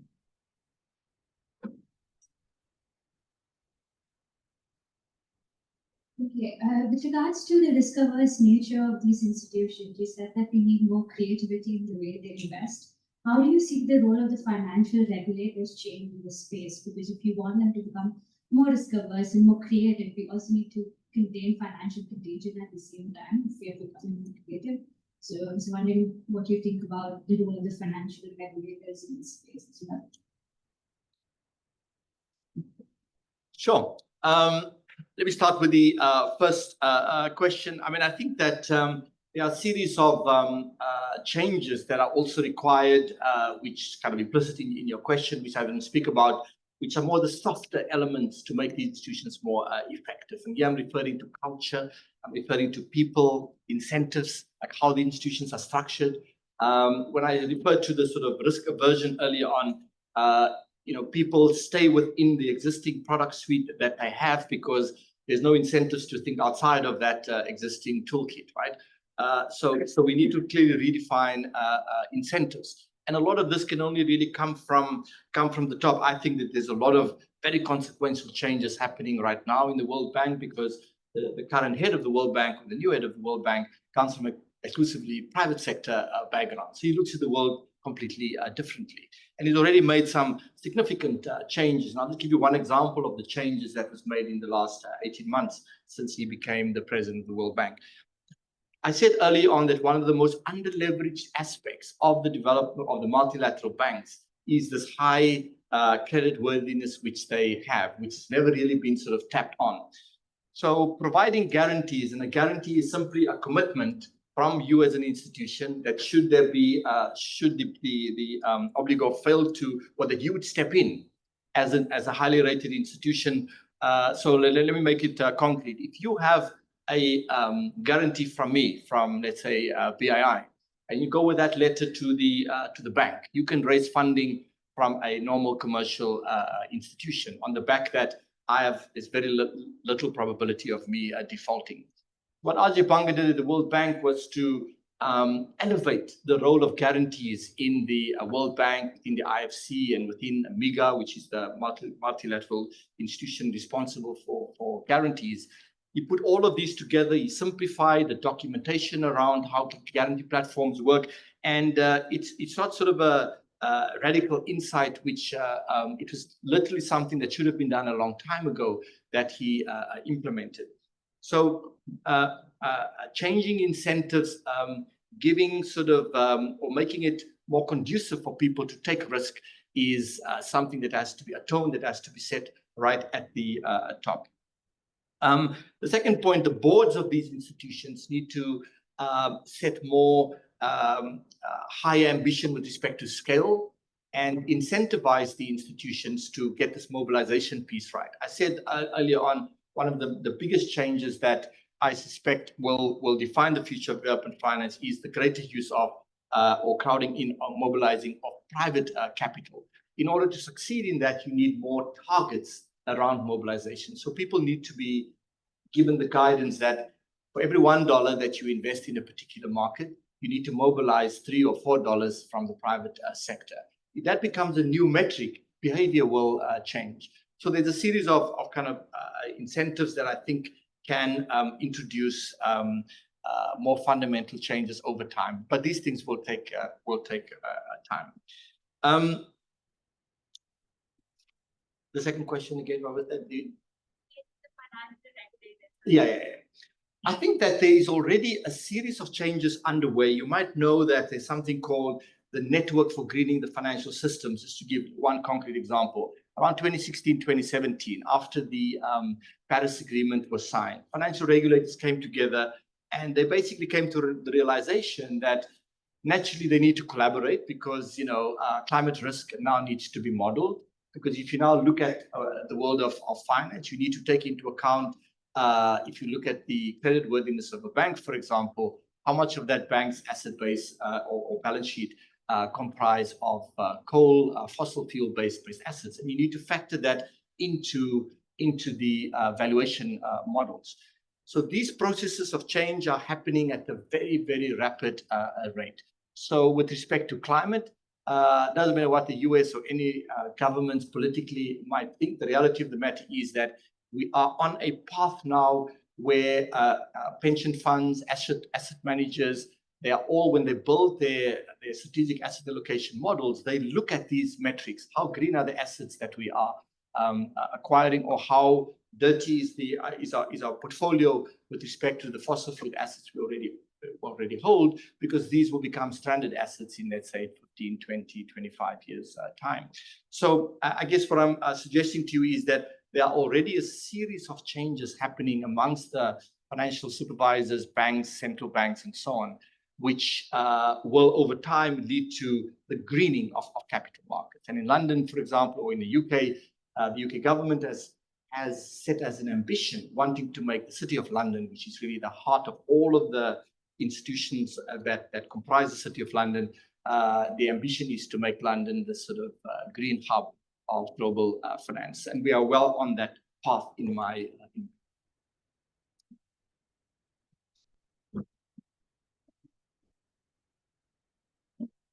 So I had a question that's linked to that, basically on the trade-off between these kind of green investments and ones that reduce poverty, because often we kind of hear the message that, oh, we can do amazing poverty reduction and be green at the same time. And I'm sure there's circumstances where that's true, but then I'm also not always sure whether to believe that. And I'm sure there are occasions where there's an investment that might have a great impact on jobs, on reducing poverty, but it would come at the cost of more pollution, which a country might be willing to take. How does BII think about kind of those decisions where there might be an investment that's going to be really beneficial for the economy, but would increase pollution? Because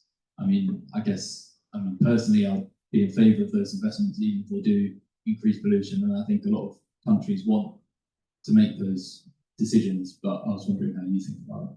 Yeah, sure. Look, I mean, it's a very good question. And as I mentioned earlier on, my starting point in answering your question is the notion that is accepted in development finance today, that the climate crisis or the climate emergency will undermine decades of development progress we have made, which means, simple example, I met our agricultural platform company, AgDevco, a couple of weeks ago in Cape Town, and the incidence of cyclones in Mozambique and Malawi has increased from, you know, 1 in 10-year events in the past, now 1 in 2-year events. There's no way that we can, you know, close our eyes and kind of, you know, imagine and hope that, you know, the climate emergency is not real.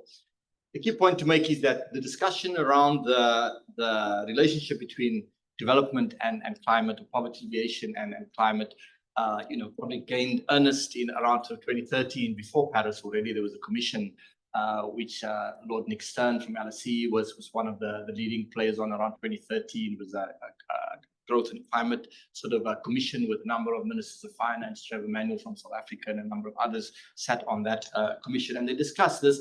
And the broad conclusion is that, you know, there's a very sharp and intertwined and interconnected relationship between climate and development. There are trade-offs to be made, as you correctly sort of inferred, and there's a large degree now to which we are constrained by our fossil fuel policies that we have in the developed world. There's, for example, gas reserves in large parts of the emerging markets, which are not being used as an energy source because it's considered not a clean form of energy. So the question has to be asked, and as I said, these are difficult developmental choices to be made. We, as the UK Development Finance Institution, are guided by the fossil fuel policies and the overarching policy frameworks of the UK government. But if I have to speak sort of just independently and sort of thinking about it through as a development scholar or through the lens of what is good for, let's say, in the African continent, in Mozambique, maybe we have 35% of people have access to sustainable electricity, roughly in that kind of orders of magnitude. Mozambique has massive reserves of gas. You know, South Africa has an energy shortage, right? If we can take the source of the supply of gas from Mozambique, which is largely offshore, onto and sell it to South Africa, there's a very simple and elegant match between demand and supply. But it is not so simple because you need capital to come in and finance these massive projects, and a lot of the sources of those capital in the developed world. So this topic comes up at every COP meeting every year, you know, around, you know, whether we should not be tweaking the policies in such a way that we can, you know, advance economic progress with, you know, a less purist approach to the fossil fuel policy. And it's a live and ongoing debate. The key point to make is that it's not a either or sort of trade-off. Oh, do you have some question? No. Okay. Question there, and then maybe we have, I don't know how much time we have left, and maybe that was the last two. Thank you. Just a rapid question. You have spoken about the critical role of credit rating agency for mobilizing financing. So, since I think there is a credit rating agency that is being building within the African Union, and I wanted to know what would be the credibility that you would give to that agency in terms of mobilizing international finance for African countries. Thanks. Sure. This is the last round of questions now, so let's see if there's anyone. If there are no others, then I will deal with that one as the final. Oh, there's another one now.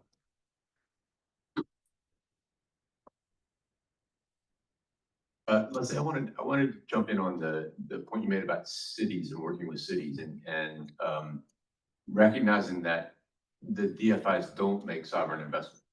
Can you say something more about what you have in mind there? And I guess if I broaden that a little bit, how do we think about making sure that the investments are made in a partnership sense more broadly within the countries in which the DFIs invest? Yeah. Sure. Let me start with the credit rating agencies. I think that you know, there has been a conversation about, or a critical conversation about credit rating agencies for many years, and it kind of reached a crescendo at the time of the global financial crisis, because the rating agencies were accused then, probably quite rightly so, of having been to a degree complicit in the development and evolution of that crisis, because they rated a lot of instruments, companies at levels of AAA from one day, and then the next day these you know, went into default. Now there's no way you can go from AAA, which means almost zero probability of default, to default the next day. So they were criticized and became a lot more regulated after 2008, 2009. The key point to make around rating agencies is that, they have built up credibility over a very, very long period of time. So any effort to create new rating agencies have to go through a period of, kind of market acceptance. If the African Union, and I know the BRICS countries, I worked in the BRICS New Development Bank for many years, BRICS had an ambition to set up a credit rating agency as well. But you can set up a rating agency tomorrow. It's not complex to do that. You need a series of methodologies, it's really people and computers. I can set up an agency if I want to next week. However, whether market players will accept, because remember, you pay fees to these agencies, and in exchange, they give you a rating. They tell Barclays or NatWest or Lloyd's, they charge them an annual fee in exchange for a AA or single B credit rating. So the issue is more, I think, for existing credit rating agencies, for their models to be adjusted, because these models have not kept pace with the changes that have happened in society. And there's a whole range of changes that have not been incorporated in the rating. The rating agency models have become, they become trapped in certain sort of logic that is often also not transparent.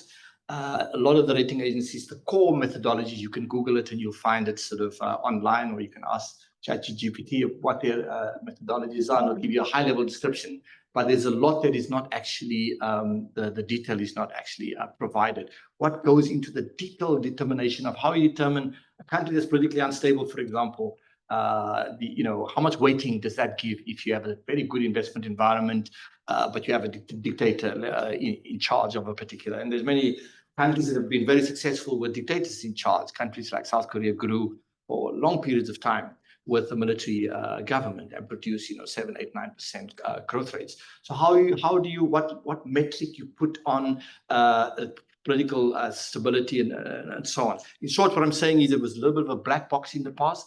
Rating agencies are now opening up more. There's at least now a lot more informed dialogue between regulators, rating agencies, and development finance practitioners. It will take a long time for Africa to build up a rating agency that can, with credibility, assign ratings to African companies. This is more kind of, decades-long kind of enterprise. To come back to Chris's question around cities, what I was really suggesting earlier on, that cities are becoming more important, as I said, economic actors. We spoke, I think the panel earlier on referenced sort of adaptation. When we speak about all the climate work that we do as BII, we mainly invested in what we call climate mitigation, which is putting in place measures to mitigate the impact of climate change by financing renewable energy and battery storage and so on. But on the adaptation side, you cannot do adaptation projects without cities. So I guess what I'm saying, Chris, because of us now incorporating climate as a centerpiece of our business model, it becomes necessary for us to engage with cities. The nature of that, how it should be structured, a lot of cities don't have the power to borrow, for example. They don't have the economic, some cities don't have the tax base to engage in offshore activities. So it will vary, it will be very country and context specific. The key point is to move away from states and national actors as the center and move towards cities. Thank you so much for listening to me. I hope you've learned something from this, and I certainly enjoyed the questions and the interaction with you, and good luck with the rest of the afternoon.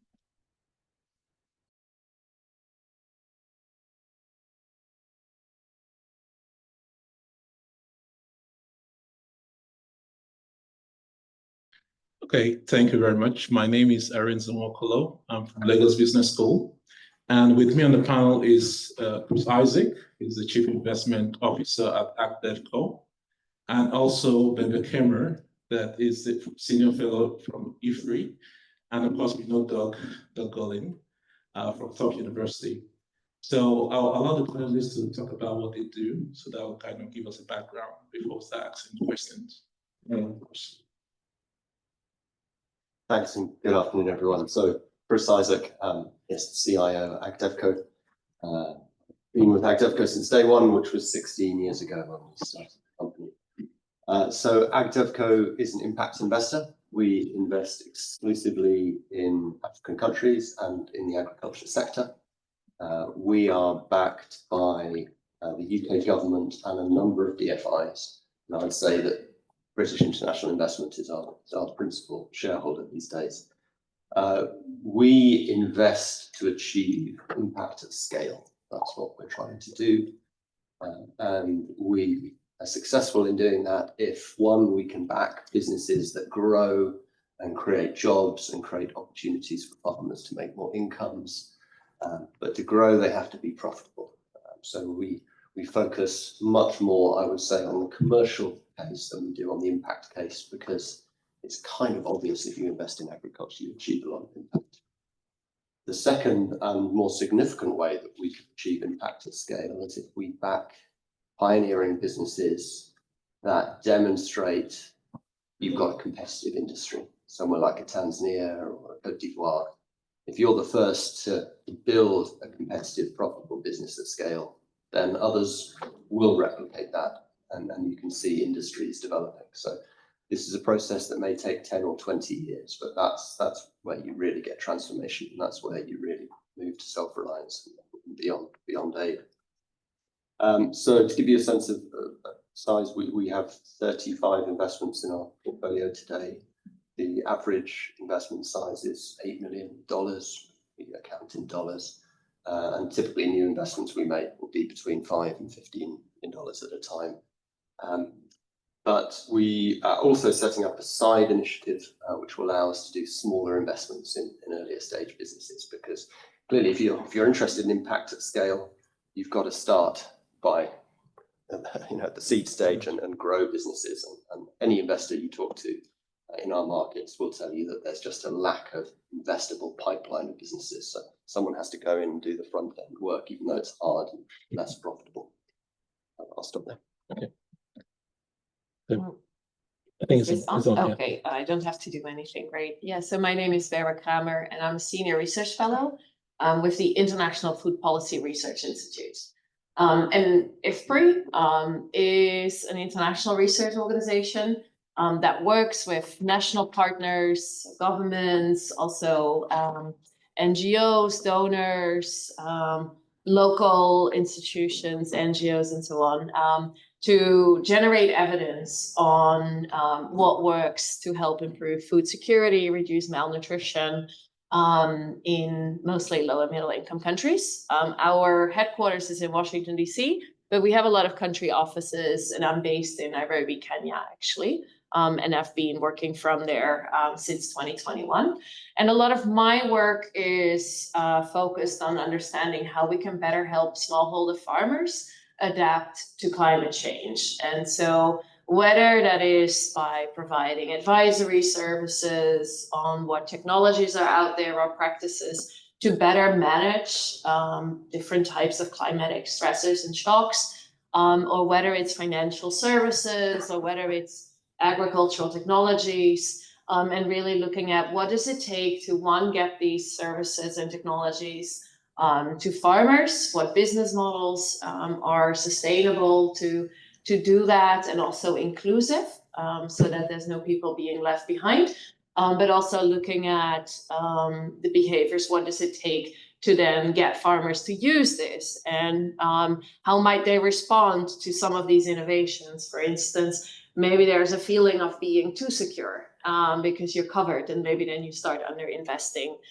in certain risk management practices. So we're looking at those behavioral mechanisms as well. And then ultimately, what is the impact of this? So Chris was mentioning, if we're investing in agriculture, we're pretty sure that there's got to be impact, but we're actually looking at quantifying what is that impact, and does everybody actually benefit from this, or is the impact concentrated among certain groups of the population?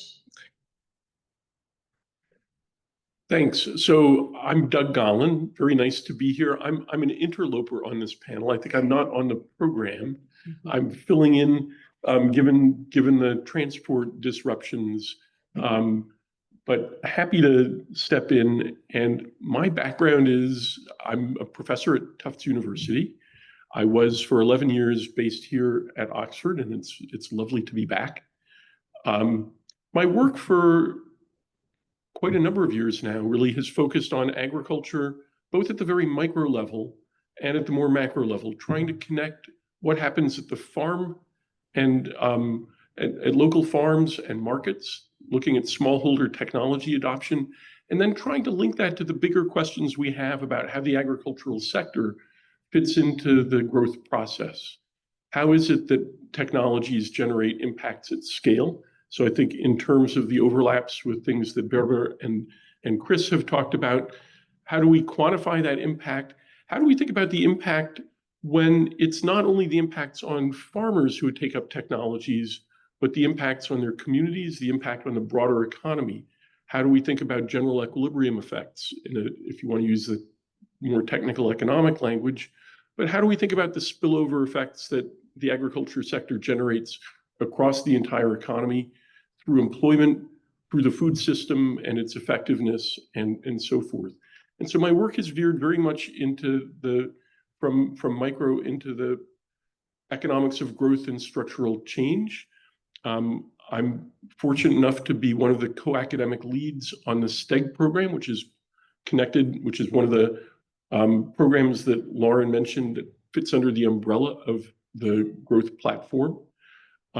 STEG is a program funded by the UK Foreign Commonwealth and Development Office, and we're primarily a research funding entity that tries to give grants to researchers working in this space, not just on agriculture, but on questions around growth and structural change. And then we try to find ways to distill that into policy relevant guidance. And so it's a great pleasure to be on this panel. I feel it brings me back to my roots a little bit, so to speak, and I'm really looking forward to the conversation. All right, thank you very much, Bill. Talking about agriculture and structural transformation, so I want to ask Chris, what do you think is the role of the private sector in agriculture and structural transformation, especially in Africa? And are there opportunities we should be looking at in terms of inputs, or in terms of processes, or in terms of markets, whether it's domestic or export related? So, firstly, what's the role of the private sector? And we would say that agriculture is inherently a private sector activity at every level, whether you're a smallholder farmer with a hectare of maize or you're a multinational commodity trader. If you want transformational change, if you want increase in productivity and competitiveness in agriculture, you have to support the private sector. And that means you have to show that agriculture can be profitable. And there's a whole discussion about blended finance that we might come on to, which can sort of help overcome the initial hurdles. But yes, we believe agriculture can contribute to structural changes and transformational changes over time if you can find those competitive industries. And that it's hard to do, to select those pioneers, but if you get it right, there will be replication. Okay. Thank you very much. So I think the next question is for you. There has been this constant focus now on uninsured productivity risk. Please tell us more about this and what efforts have been made and how effective are these efforts regarding this? Yeah, definitely. So I think one of the reasons why private sector might actually at times not step in is because there's a lot of uninsured production risk. And for instance, banks might be very hesitant to lend to farmers because production is exposed to drought. And if a drought hits a country, then a lot of farmers might fail to repay their loans. And then if as a bank, you've invested heavily in that segment, then it's quite a big problem. And so if there's no system in place to take that risk away, then private sector will be very discouraged from investing in a location. And so there have been efforts, a lot of efforts to try and de-risk agriculture and transfer production risk away from these smallholder farming systems.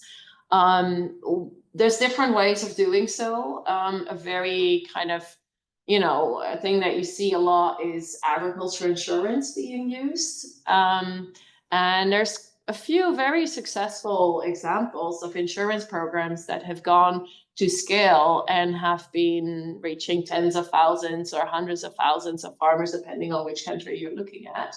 One example is the index-based livestock insurance work that has been going on in southern Ethiopia, northern Kenya, also Mongolia, so more pastoralist settings, because really their livestock is the main commodity that needs to be insured. And this has been what really changed the game for livestock-based insurance was innovations in remote sensing, and that it was possible to, through remote sensing, to see how much vegetation is out there. So how much is there, you know, for the animals to eat. And then at an early stage, being able to say, oh, there's actually not enough food. Let's make payments to farmers who are insured or pastoralists who are insured. And then pastoralists were actually using this to buy feed to prevent their livestock from dying. So initially the scheme was put in place to help sort of manage livestock mortality. But by making early payouts, farmers could actually avert the mortality and were able to keep their livestock alive and find water, those kinds of things. So that's a very successful example. There's also a successful example in India, which has gone to a really large scale where insurance was combined with agricultural loans, and millions of farmers were insured through that mechanism. Also, there have been good cases where insurance was bundled with fertilizer programs, and thereby de-risking farmers' investments in fertilizer purchases. But overall, so there are these successful examples, but overall, it seems like sort of despite the promising narrative that there is around agriculture insurance, it seems like it's not really taking off as much as we'd like to see. And some of it has to do with just the product design being quite complicated, because you need historical data to develop these products on what has historically the loss been, and then being able to predict the loss moving forward. And so there's a lot of data science that needs to go into it, and a lot of potential for not getting it right. And so there have been examples where there was a large-scale drought and one of these insurance products wouldn't trigger a payout. And that's the worst possible scenario, because now you have people who have invested in insurance, but they're not getting an insurance payout. And on top of that, they lose their livelihoods from a drought when they need those payouts the most. So that's been really a big problem for insurance. And we call that basis risk, that the insurance doesn't actually pay out when it really needs to. And so that's been one big problem, one big hurdle. Another thing that we see is that it takes a lot of sort of facilitation from public actors to get the private sector to step in and start providing insurance programs. And this really is pointing at there needs to be perhaps more of an enabling environment with just better infrastructure in place, that it's easier for private insurers to start entering these markets. So that's also a kind of a big point of attention to be focusing on. Another thing is that there's a lot of interest in sort of bundling insurance with other financial instruments and other agricultural technologies for farmers. And then the question also becomes, if you're bundling these products, are farmers really going to know that they have insurance cover? And there have been examples for where insurance was bundled with loans, and people knew they had loans, but they didn't know they had insurance. And so they really struggled to repay their loans, but in fact, they had insurance, and they didn't have agency towards the bank saying, well, I actually have insurance. I don't need to repay my loan, because they didn't know they have insurance. So those are some of the, pitfalls, and we can talk more about that. And I think another big issue is that typically when we see these insurance programs being designed, people just say we want to do insurance, but there's very little deliberation on what is the type of risk that we need to insure here. What is the best possible instrument to get that risk away? And so for instance, for very catastrophic big shocks, you need a different type of insurance or risk management mechanism that's not going to be insurance paid for by smallholder farmers, because this type of insurance is going to be, this is the type of thing that a government would need to take care of. Whereas if you have more individualized risks or smaller, moderate droughts, those kinds of things, that's something that maybe certain types of farmers would want to insure against. Other types of farmers may not want to insure against that, but do need this insurance the most. So we really need to think more about what is the type of risk that we're facing that needs to be insured versus what is the type of farmer that needs to be insured in order to find the optimal solutions. But those two are not always made very explicit, and too often programs just go in and want to provide insurance without really, getting sort of the mechanism right. Yeah. Now, talking about agricultural productivity gap at the macro level, so Doug, you have done a lot in this area, especially has to do with the labor misallocation. So could you just kind of tell us more about this? Sure. So first of all, before I do that, I just want to pick up, I think, listening to both Chris and Berber, I think there's an interesting question hovering here about the role of the public sector. Chris, I think you said that agriculture is always and intrinsically a private sector activity, but I think the way it's nested with the state in complicated ways is an obvious point to pick up on, and be fascinating to get your thoughts on this. I think everywhere in the world, agriculture is a sector that is heavily, that has heavy loads of state intervention at all kinds of levels, from research to insurance, disaster insurance, if nothing else. And I think kind of thinking through how that's done and how it's done effectively is really important, and how it can be done poorly. I suspect there are people in the audience who have a lot to say about this, but whether state institutions are working well in support of the agriculture sector is important. On the question of agricultural productivity gaps and misallocation, just to kind of summarize for those who don't follow it, where the macro and growth literature has come in, really with the observation that if you look at differences in income per capita, GDP per capita, just as a crude measure across countries, and you ask what, in a very mechanical accounting sense, where do those differences come from? It looks as though at the sectoral level, those differences appear to be much bigger in agriculture than they are, say, in services or manufacturing. And part of the reason for that is that agriculture in low-income countries tends to absorb large fractions of the population. You have bigger fractions of the population employed in agriculture than the sector contributes in terms of value added. And so in a very mechanical arithmetic sense, that just means that output per worker is low relative to the rest of the economy. Whether that implies misallocation of labor is something that a lot of us are wrestling with and trying to figure out. It could be that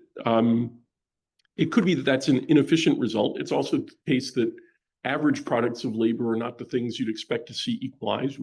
Marginal, again, without getting too technical, but marginal product of labor is different from average product. It may be that there's differences in the capital intensity of production across sectors. But I think it's presented many of us with a kind of research agenda that asks both, why is productivity so low in the agricultural sector? Is it a technology question? Is it a risk story? Is it a problem of market structures, of connectivity to markets? Are there too many people employed in agriculture? In some sense, that must be the case. We know that the growth process typically sees people leaving agriculture and moving to cities. That's one of a number of transformations that take place in the growth process. It parallels urbanization. It parallels the movement from self-employment and family labor into wage work. So there's a set of transformations that go hand in hand.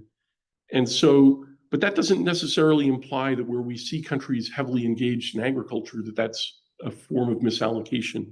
So I think many of us in this literature are trying to understand better what's going on. What would be the evidence that there's massive misallocation or inefficiency? We certainly wouldn't think that you would want to kind of forcibly pick people up out of agriculture and move them into other sectors, or that even that policies necessarily aimed at moving people across sectors are by themselves a good thing. On the other hand, you might look askance at policies that serve to trap people in agriculture, that make it very difficult for them to leave, whether those are literal mobility barriers that make it difficult for rural people to move to urban areas, or whether they are frictions that make it costly for people to move. So some people argue that the absence of functioning land markets makes it costly for people to leave rural areas where the only asset that they really possess is the land that they farm. And if they can't cash that in or convert that in some way to a more usable form of capital, perhaps that's functioning as a trap that keeps people stuck in the agricultural sector.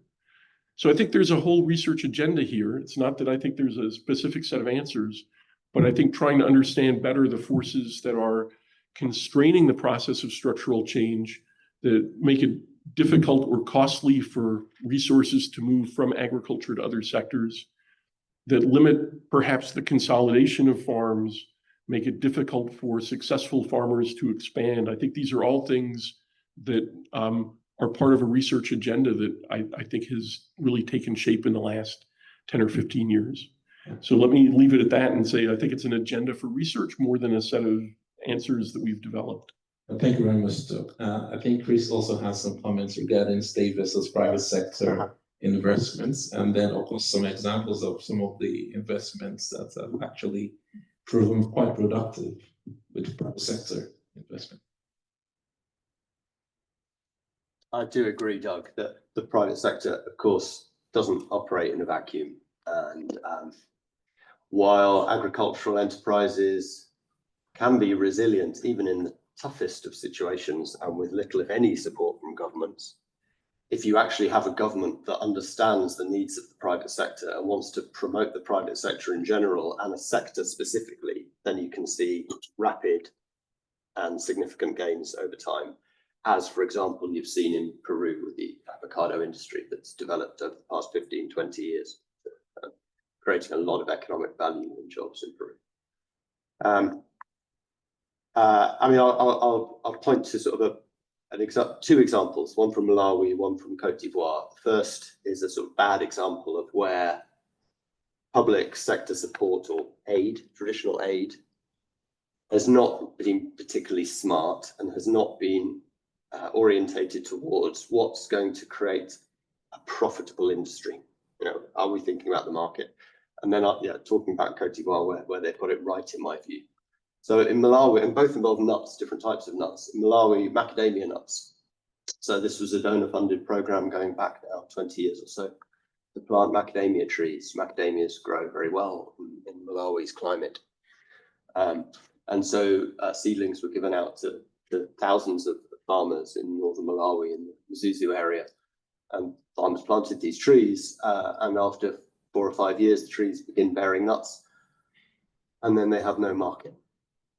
I mean, macadamia nuts, if you ever, not many people have seen a macadamia nut in its shell. It's the hardest shell you'll find. Your nutcracker won't be able to crack a macadamia nut. I mean, literally, you have to process it in a factory. It's a way to get the shell off. So farmers were just accumulating piles of macadamia nuts in their homes. So a program that just didn't make sense. Whereas in Cote d'Ivoire, there's a program funded by the World Bank to plant cashews, much for similar reasons. Today, Ivory Coast is the largest producer of cashew nuts in the world. And even though that program may not have taken off, subsequently the government has said, how can we actually develop our cashew industry? And they've got a very smart piece of industrial strategy, which is to tax exports of raw cashew nuts, collect that tax revenue, and then use it to subsidize local processing. So in the last 5 or 10 years, you've seen a number of factories now processing Ivorian cashew nuts in Ivory Coast, sending them to markets in Europe and America, whereas the raw cashew nuts will go all the way to Vietnam and then back to Europe and the US. So get it right and you can support a profitable competitive industry. I mean, so just to complete the Malawi story, the good news is that we invested in a commercial macadamia farm in that part of Malawi about 10 years ago. 2 or 3 years after we invested, BII then came in with a bigger investment following on. And now you've got a commercial macadamia producer growing macadamia on about 500 hectares under irrigation, but also buying nuts from the outgrowers. So now you've got a commercial player, you've got a link to sophisticated markets, and farmers are able to convert those nuts into cash. I think that's a nice ending to that story. So, Barbara now. So, I wanted to ask, in agriculture, there's a lot of constraints, especially for women in agriculture. And there's always been this talk about resilience for women in agriculture. How can they actually overcome the barriers and at the same time take care of the household? So could you tell us more about this, about how women can actually overcome these barriers and actually participate more within the sector? Yeah, actually, a lot of our work is focused on that question. And it's a bit of a different question from what we were just talking about, but to make the bridge there, what we often see is once crops become more commercialized and there's, you know, a lucrative business here to be made, then we often see that because of gender dynamics in the household, that men take over production, and that what women used to be producing and having some small cash from selling in the market, that now it gets taken over by men. So in our insurance work, we've also been really worried about this, that we don't want to have sort of these unintended negative consequences whereby women might lose control over an activity that they used to have control over. So whenever we're doing research around innovations to help improve resilience, we think through that question and saying, oh, is there a potential unintended consequence here? For instance, could it increase women's time burdens without them necessarily getting increased control over the benefits from adopting technologies or being part of a program, from getting the income essentially? And so that's always been really important. Now, when I started working on this, it was actually really challenging. So I was in India and I wanted to make sure that we paid attention to gender in an impact evaluation that we were setting up of an insurance. And I kind of was ridiculized by the people I was working with. And because when I would be in we were doing more qualitative work at the start of the insurance study of the research, and I would ask, okay, and so can you tell me more about the gender mechanisms here? And then the men, my male colleagues from India would be joking, oh, but women's only role in agriculture is to make the chapati. And it was just so frustrating because I felt we really had to look at, gender. And this insurance program, even though we were working in Haryana, which is a more conservative state, it's typically men who cultivate the farms.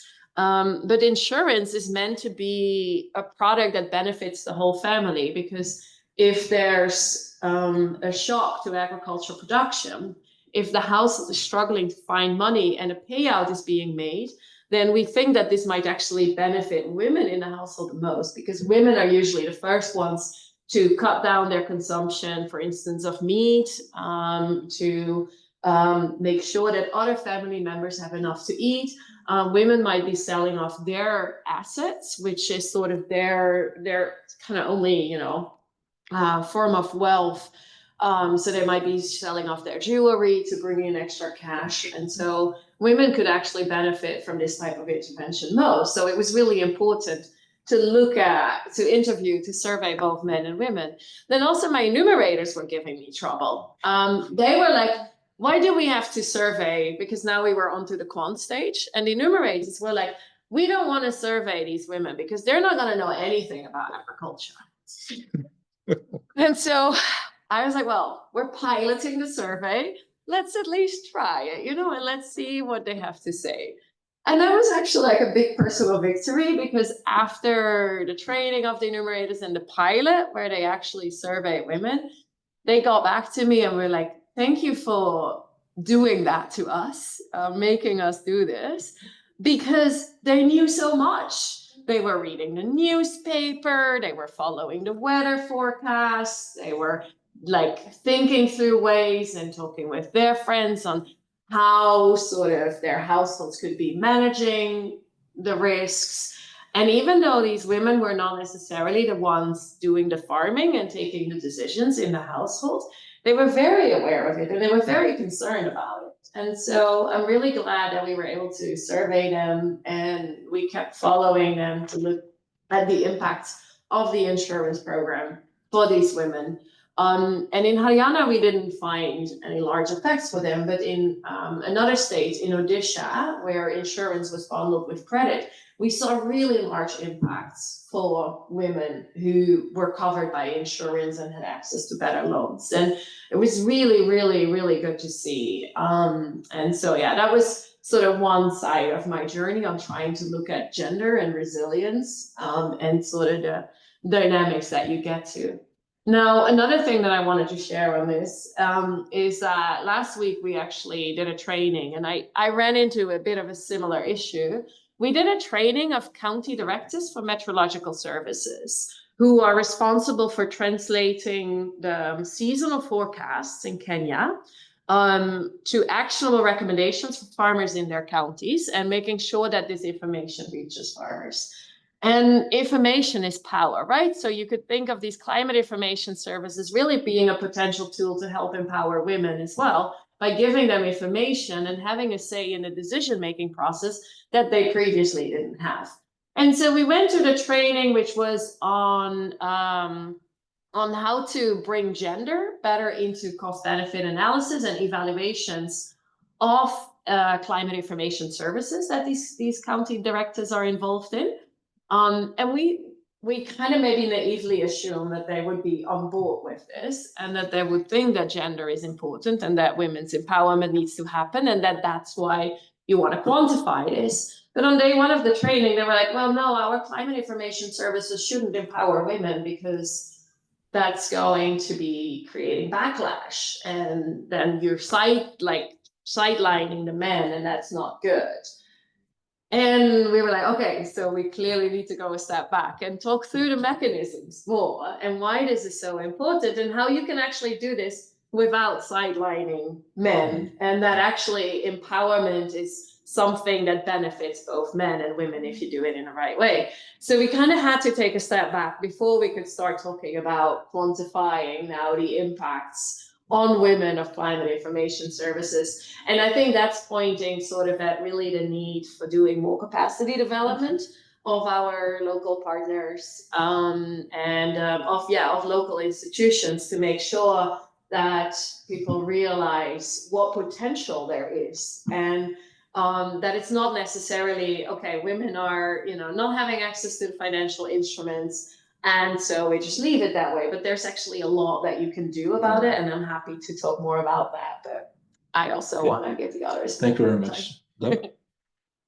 If I can just pick up on both these points, I think it speaks to something. Can I be provocative? Can I be slightly provocative? I don't think I may not get in trouble with anybody here, but one of the challenges in dealing with agriculture, policies towards agriculture and development, is that agricultural development programming and agriculture within governments has for a long time been very much the province of agricultural scientists. And I mean no disrespect to agricultural scientists. I have co-authors and colleagues and many friends in the agricultural sciences, and there are things that agricultural scientists can do that certainly no economist could begin to do. And the technologies that come out of ag science are, of course, transformative. But agricultural scientists tend to look at agricultural development in two ways that I think are problematic. One is that there tends to be a focus on supply side mechanisms to the exclusion of everything else. We should produce more is the solution to almost anything. And in fact, we should produce more without thinking too much about where the demand is, which I think picks up on Chris's comment, and the macadamia story, I think, is a great case of this, that we'll find ways to produce stuff or to produce more. We'll target outcomes that overwhelmingly, the focus is on increasing yields. There's an assumption that yield equates to profitability, that if you can give farmers technologies that scientists can demonstrate produce higher yields on experimental stations or even in their quote unquote on-farm experiments, which typically are anything but, the implication is that that's what will transform agriculture. And I think much too often that leads to programs that think not nearly enough about demand side mechanisms, about where the markets are for outputs, about whether the intermediate infrastructure between the farm and the consumer is in place, whether that's roads and shipping and transport, or for some products it's packaging, it's distribution systems, a whole range of things that turn out to be extraordinarily important in the agriculture space. And so I think that's one area where the focus, the fact that scientists drive so much of agricultural programming probably leads to some misallocation, if you like, and to some kind of wrong thinking, I think is important. I think the other place that it shows up again is in a tendency to focus on agricultural interventions without recognizing the complexity of the economic and cultural and social structures in which farming is taking place, both within the household, within the community, and within the broader economy. And I think the focus, again, if you think of the typical smallholder farm, it's an incredibly complicated economic actor. These are little conglomerate activities that produce not only agricultural commodities, but lots of non-agricultural goods. There's, the complexity of the labor allocation decisions that get made within households, the complexity of the decision-making, again, in all dimensions is extraordinary. And the tendency to treat farmers as people who need to be told what to do, and preferably the men should be told what to do and they'll execute what the scientists think they should do. This tendency is just throughout the agricultural universe, I think.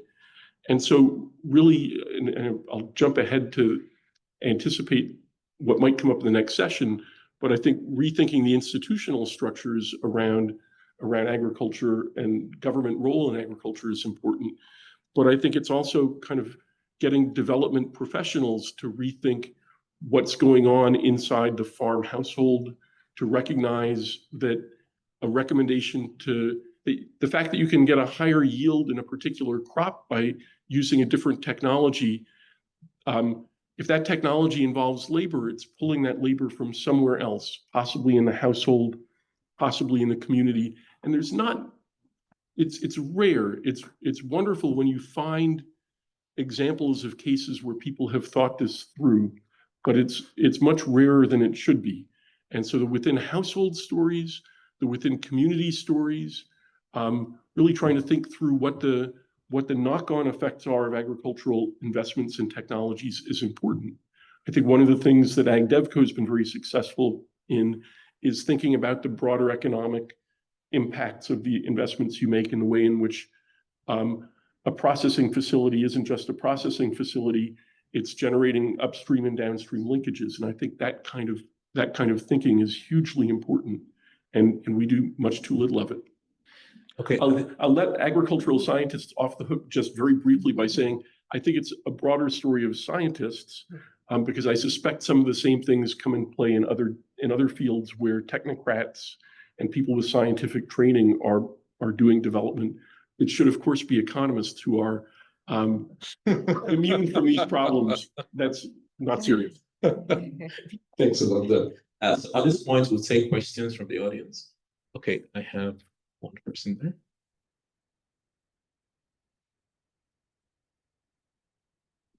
So I'm not sure if mine is necessarily a question or a comment. It's probably in between. So I like what Doug said, and the issue of low productivity, as well as the issue of the fertilizer thing that you mentioned, right? But I think we all should take a step back. So I grew up in a village, and 90% of the people there were farmers. Now, we kind of see farmers as, oh, these are normal people, right? Producing for the household, and if some is left, it's sold to the market. Now, we kind of demonize the other people in the agricultural value chain, right? The downstream value chain, like the traders, because for them, their business model is very clear. They are in it for business, right? And so I remember my first class in agriculture was what causes the dispersion between farm gate prices and then market prices, right? And the first thing we talked about was arbitrage, right? And then clearly the mindset comes, oh, these people, the middlemen are the people who are more or less committing the same, right? Because they buy low and then they sell high. Now, they are the real businessmen. Now, all the nice things we want African agriculture to be, I think can only come about if we see farmers start operating as if that they are in it for business, right? Because if you're in it for the business, as Doug mentioned, you just don't think about the production, you also think about the market size of it, right? If you're in it for the business, you think about what will be the technology that I need to adopt to be able to make sure that I make profit, not necessarily yield, right? And so I think we are all part of the blame, right? The development community often fantasize agriculture as that noble profession that we need to support the household enterprises, the household, to make sure that the women do not spend too much time on the farm collecting the wood, and then they'll come and cook and maybe take care of the kids. But I think the moment we start thinking of agriculture as a business, then we will start thinking about, okay, how do we help these household businesses? I like to call them household businesses because that's the main economic activity that they are undertaking. How do we help them to run their businesses efficiently, right? Now, who want to run a business that is running at a loss? It means that the business you are doing, clearly, the moment you think of my business running at a loss, then you have no business doing that, right? But when we come to agriculture, we kind of feel okay to still keep people who are running their farms at a loss, quote unquote, right? And so I think my challenge to us all is those of us in the policy space, in the research space, I think one of the building blocks to transforming African agriculture is to move away from our mentality that, okay, these rural folks just necessarily have to do agriculture because it's that noble profession. If you're in the village, that's all that you have to do. But to think of agriculture as a business, and when we think of them as a business, then someone mentioned the role of institutions, right? How does the public policy makers or the policy makers in these countries, how these businesses think about how to increase productivity? How do we ensure that they adopt the right type of technologies to make sure they are all profitable? Because if the farmers are profitable and being productive, I think everyone will be better off as well. Let me stop here before I run too much. Okay, we'll just take one more question, then I'll pass it on to the panel. Yes, thank you very much. Mine is more or less a contribution and at the same time a question. Because actually in Africa, I happen to understand that the problem is not really food sufficiency. The problem is preservation. Most African food products are not preserved very well.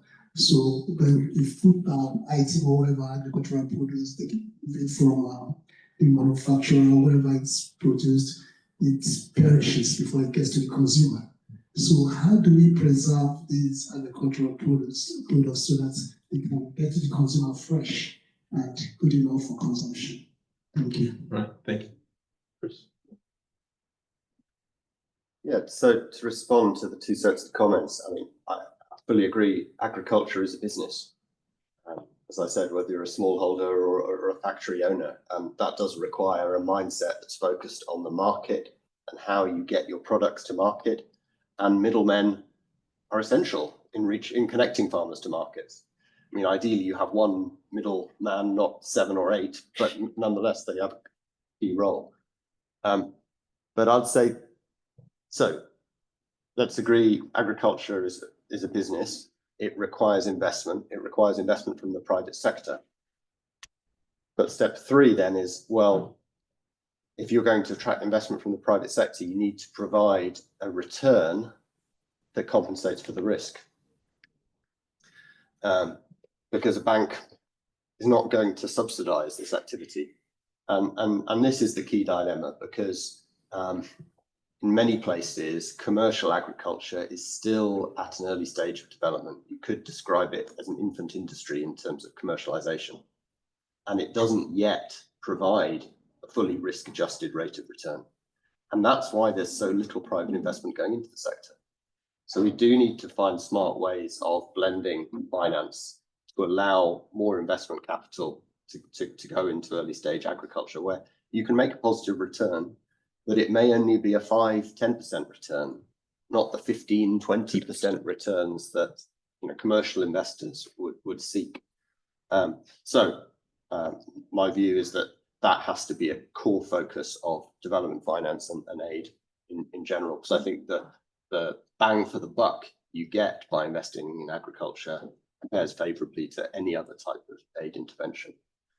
And perishability, I mean, that's one example where investments by the private sector can make a real difference.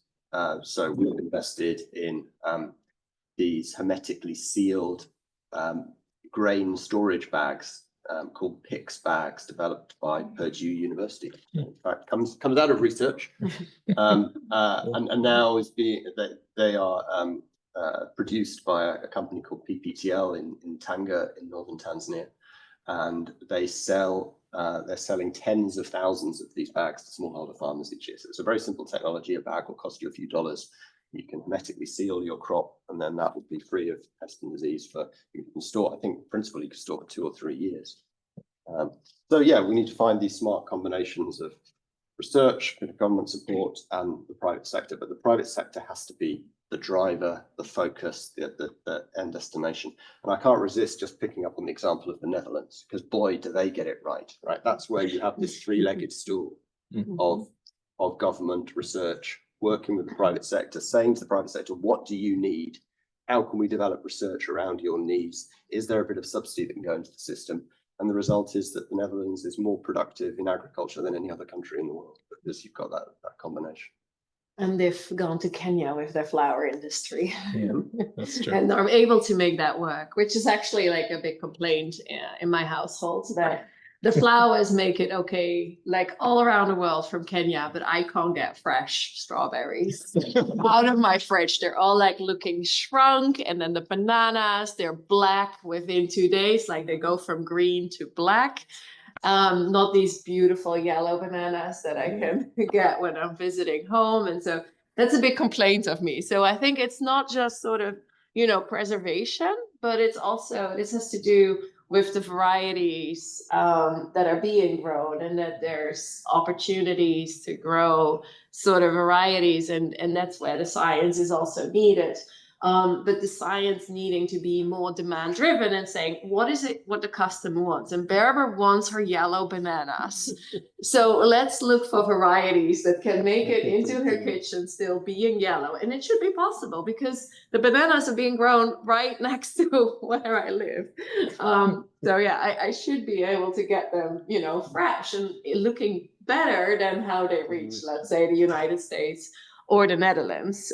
So I think that's one thing too, that is not just about preservation, but also about finding the right genetics and the right varieties of different crops, and especially these perishable crops that just perform better in that post-harvest phase.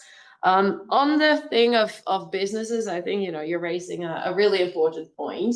I think it's also to do with the subsidies that are in place that are kind of promoting this subsistence model of agriculture, whereby you have your fertilizer subsidies. In the case of insurance, there's insurance subsidies. And there are these programs that are, for instance, providing insurance for arid, semi-arid areas where maybe you shouldn't be growing maize anymore. And so maybe insurance for maize shouldn't be subsidized, because it's so drought prone. It just doesn't make sense to grow maize anymore, and you should be growing more dryland crops such as sorghum or millet, which still are cereals and still provide you, with the product you need. But just culturally, for instance, if we're looking at East and Southern Africa, people just want their maize.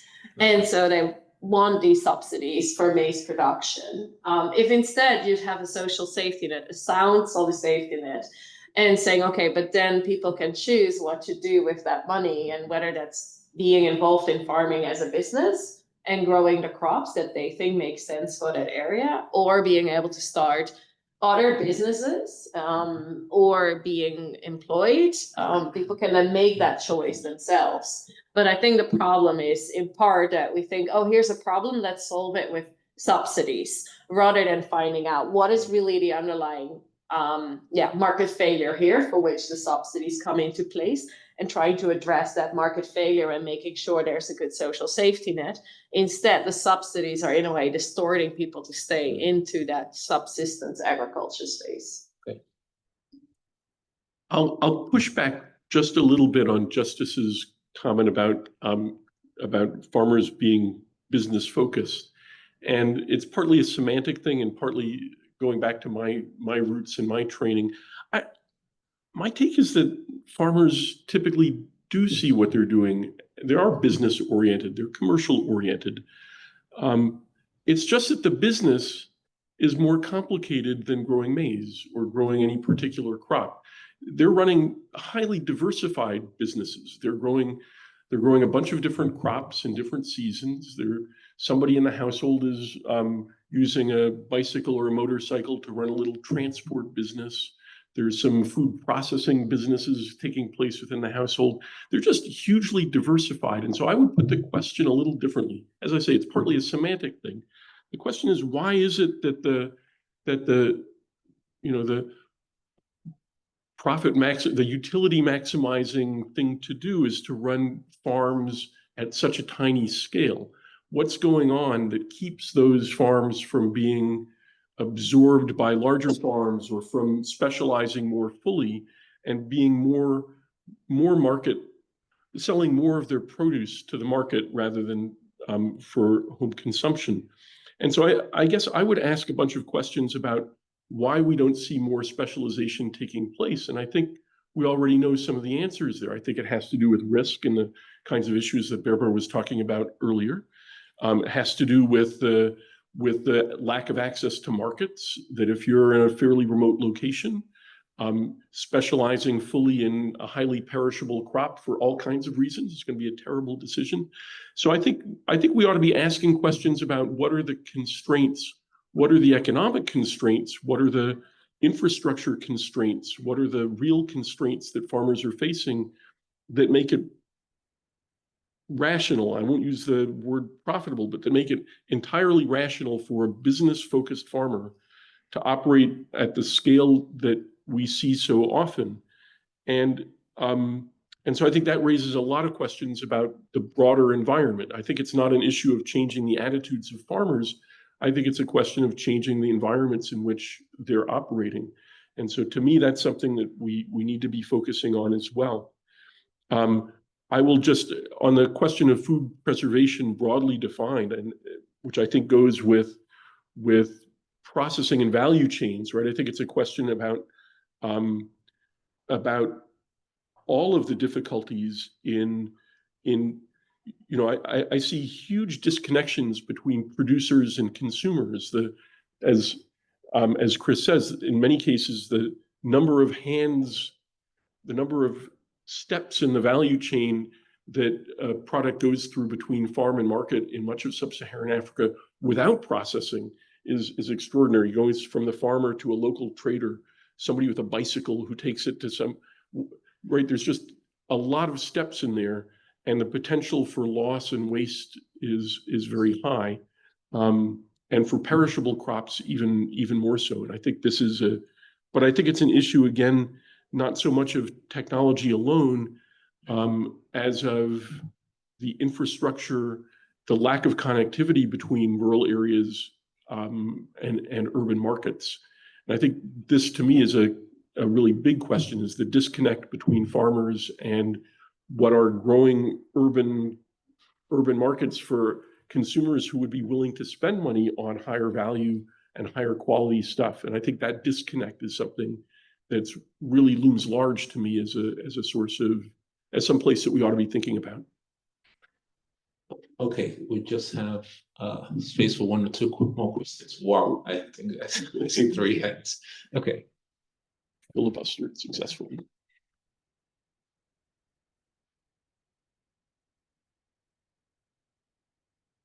Should I go? Yeah, I wanted to very quickly ask about the cross-border aspect, because it hasn't been mentioned yet. And you gave the example of cashew nuts in Côte d'Ivoire, but the cashew industry in neighboring Ghana is really struggling. And I'm guessing they don't have access to those cashew processing facilities in Côte d'Ivoire, even though it might make good economic sense to do so. Also, in the macadamia nut question, it probably wasn't considered viable to do the processing in Tanzania, export over to Tanzania, and then even though that may seem economically efficient. So what can be done to sort of support regional value chains so that we can have the secondary processing going on without it necessarily being a choice of it being either right next to where it's being grown in the same country or Vietnam? Yeah. Thank you for the insights so far. I'll be interested in farmers that are prone to violence. I was talking to Chris earlier on the issue of pastoralists and farmers that have been in constant struggle across African countries in recent past as a result of as a result of the struggles for landed resources. I was just thinking, vis-a-vis returns on investment for the private sector, what systems, what governance mechanisms do you think work that could push or assist these farmers and improve their resilience as it were, and to meet up with the counterparts in the agricultural space? Thank you. Sir. I think there's one more question for the gentleman just. Hi, thank you for the discussion so far. But I would just like to ask a question, and my question is, how exactly should we design public sector intervention for private sector activities in the agri sector? And my question is both on the fact that I'm from Nigeria precisely. Nigerian food inflation peaked at about 35% just last year, December. And this is not unique only to Nigeria. This is almost across many of the sub-Saharan Africa, particularly since 2021, 2022 war and the COVID-19 pandemic that put the supply chain pressure in and affect food supply, particularly to the sub-Saharan Africa region. And if you have also checked the trend of productivity within these countries, many governments have also been looking for a way to substitute that with local production and trying to boost domestic production. But it seems not to be yielding or not to be scaling as much as we expected, just as one of the panelists observed.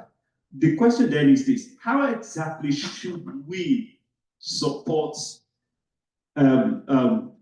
private activity? We all agree that yes, the main people who get involved in agriculture are private sector. So how exactly should government intervention come in? In what way? Because I don't think just simply putting the money there is enough. The Central Bank of Nigeria is doing loads of initiatives, but it is yielding very, very minimal results. Well, I'll quickly respond to that last question to say that there are ways of doing it, and we have in the room probably the world's leading expert on this, which is Dr. Khalid Bomba, who sets up the Agricultural Transformation Agency in Ethiopia, which brings together the private sector and government and has direct access to the Prime Minister's office to say, this is a priority for our nation, let's fix it. So if you've got the political will, things can happen, but that dialogue with the private sector has to be meaningful. You have to engage with the key players. So I think there are models, but Dr. Bomba knows a lot more about this than I do. quickly on regional value chains. So we do see it happening in macadamia. So our Malawi operation, which has now joined forces with the South African producer, it sends its nuts for processing down to South Africa. But in other crops, rice, maize, for example, these are much more politicized food crops, and it's very difficult to invest when overnight there can be an export ban, and then borders will close and open sort of unpredictably. So you still haven't. We're not seeing genuine sort of regional integration and free trade. On pastoralists, I'm afraid it's not really an area that we've invested in directly, so I don't feel sort of qualified to answer on that, other than say that clearly there are models in cattle feedlotting, for example, that can benefit pastoralists, but it's a complex issue when it comes to conflicts between pastoralists and farmers. Okay. Yeah, let me build on the question around what can the government do to promote private sector investments. And then coming from the perspective of sort of the insurance space in which I'm working. So I think one thing that is really important for where public sector can come in is making sure that the data infrastructure is there. So when you want to start offering insurance products as an insurance company, you would need historical data on what yields have been or what exposure to losses has been. And that data is often hard to get. And governments often have yield measurements, the yield surveys, agriculture input surveys that are very useful data for insurance companies. So making sure that data is available, that it is digitized, that you don't have to go into paper records to copy the numbers. And also making sure that the infrastructure, for instance, let's say weather stations, that all that is there and that data is being shared and available. A very important role in quality assurance, I think not just in the insurance sector, but also across, let's say, agricultural inputs. We see that there's a lot of mistrust for good reasons in products and services that private sector is offering. And so having bodies in place on part of the public sector so that independently assess products and services for their quality and put a quality mark on it can be really powerful. So that's another important point. Also in the space of consumer education, this doesn't need to be done just by public sector. Private sector can do a lot in terms of client awareness raising, but there's also a large role for the government to play to make sure that farmers and other clients are well informed of what products are out there. And then coming back to the insurance space, also de-risking where needed is really important, because we do see that a lot of investments aren't being made because just there's so much risk of things going wrong. And so making sure that that stable environment is there. And then maybe that's a jump to the resilience for pastoralists question. I think that's a really, really tough question. But there have been evaluations looking into whether, for instance, these index-based livestock insurance products that pay out when there's not enough sort of grazing, not enough pasture anymore. There are programs that have been looking at whether this helps pastoralists sort of stay in a more central location instead of having to roam out too far to go and find feed and water, which could introduce conflict. Also, there has been research on looking at whether kids are more likely to go to school, which might make them help in the future get out of that pastoralist life for those who want to get out of it. So yeah, there's some work being done in that space. I don't know the findings on the top of my head, but can share some references with you if you're interested. Okay. I'll be very brief, but I think I'll try to tie together the question on pastoralists and the question on what public sector can do by just flagging that we've come to the end of a session, and I think the issue of land and land rights and the kind of hugely politically charged questions around land rights and land formalization relate obviously to both. And governments have stayed away from this in many cases because it is so politically charged. I don't think as economists we're very well positioned to, I think the idea that you can solve all the problems just by giving titles, I think we know the world is more complicated than that, and formalization's its own complicated and problematic structure. But I think the issue around pastoralist conflict with sedentary agriculture clearly relates to different understandings of who owns, what the rights are that people have, what different rights people have to land. And so I think, there's clearly a role for a public sector to, I don't have any answers again, but for public sector to get involved in thinking through how to negotiate the complex issues around land and land rights. And then, of course, I think the other thing that is lurking behind the pastoralists that we also haven't spent enough time on in this panel is climate. And kind of you combine deteriorating and increasingly unpredictable climate with the lack of clarity in land rights, and this is a recipe for conflict. So I think there's what the responses are, whether it's in insurance, whether it's in dealing with land issues in a more direct way. I think there's again a huge agenda here that needs to be taken up. Okay, thank you very much. I think we are really out of time. I'd like to thank all the panelists. It has been quite an interesting session.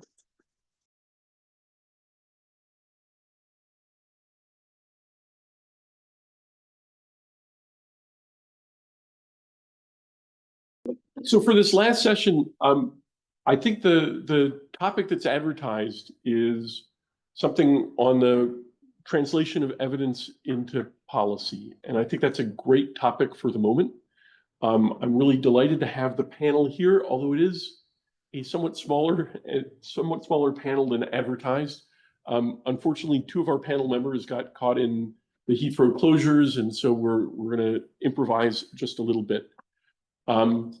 Before I introduce the panelists or ask them to introduce themselves, I'll just give a little bit of context, which I think is maybe particularly relevant in a moment when the relationship between evidence and policymaking is perhaps more problematic than, in my country at least, in the US, this is a moment where the whole premise that evidence is a good thing and that it should come from good research is in question. But I think the broader issue is that we're a moment where there's really major changes going on in the institutional structures and understanding of development. Some of that relates to the partnerships, and it's unclear, it's less clear who are the partners in development, whether that's countries like the US and the UK, whether they are partners, whether they're reliable partners. But I think the question of partnerships and the question of institutional structures goes deeper than that. The questions really are about, who is doing development? What does it mean? Who's generating the evidence that goes into policymaking? How is that evidence being generated? And what are the institutional structures that we need to see in governments, in international institutions, in order for this evidence to find its way into policy in a useful way?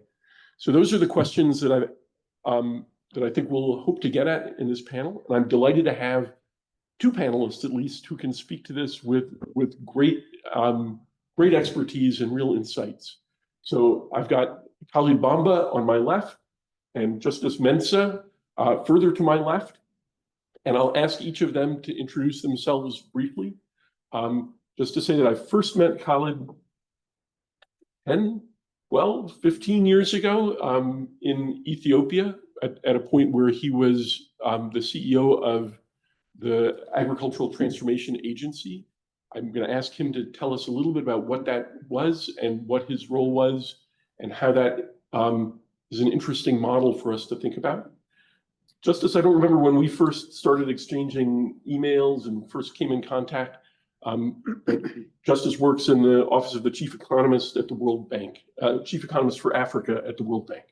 So I'll let each of you introduce yourselves briefly beyond that, if you, or Justice. Okay, thanks very much, Doc, and thanks to all the people who were involved in getting me here. It's a pleasure to be at the CSAE. It's one of the fun conferences I like going to, and I keep telling people it's because it's probably the only development conference where you meet a lot of Africans. I'm a senior economist at the Africa Chief Economist Office, and apart from doing all the other random stuff where we are asked to do, I manage a trust fund in the office called the Think Africa Partnership. And what a trust fund actually does is really, we pride ourselves in saying that helping develop the knowledge ecosystem in Africa. And in terms of thinking carefully about how do we bring the next generation of researchers or policymakers? How do you get the policymakers to really think about research and incorporate research into the type of policies that are implemented, just to make sure that the policies that we are implementing in the region are evidence-based and one that will really transform the lives. And I spend the rest of my time doing research. So let me stop here. Thank you, Doug. Good afternoon, everyone. I feel like I'm kind of bridging or combining the earlier sessions on finance and agriculture, because I am from Ethiopia, but I started my career in investment banking at JP Morgan for 10 years.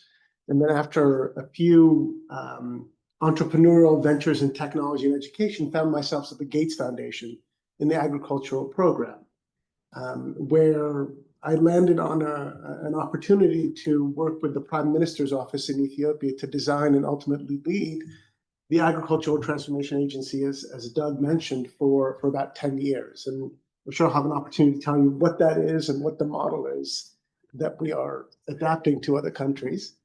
And then more recently, I've had the opportunity to work with other governments, other panelists.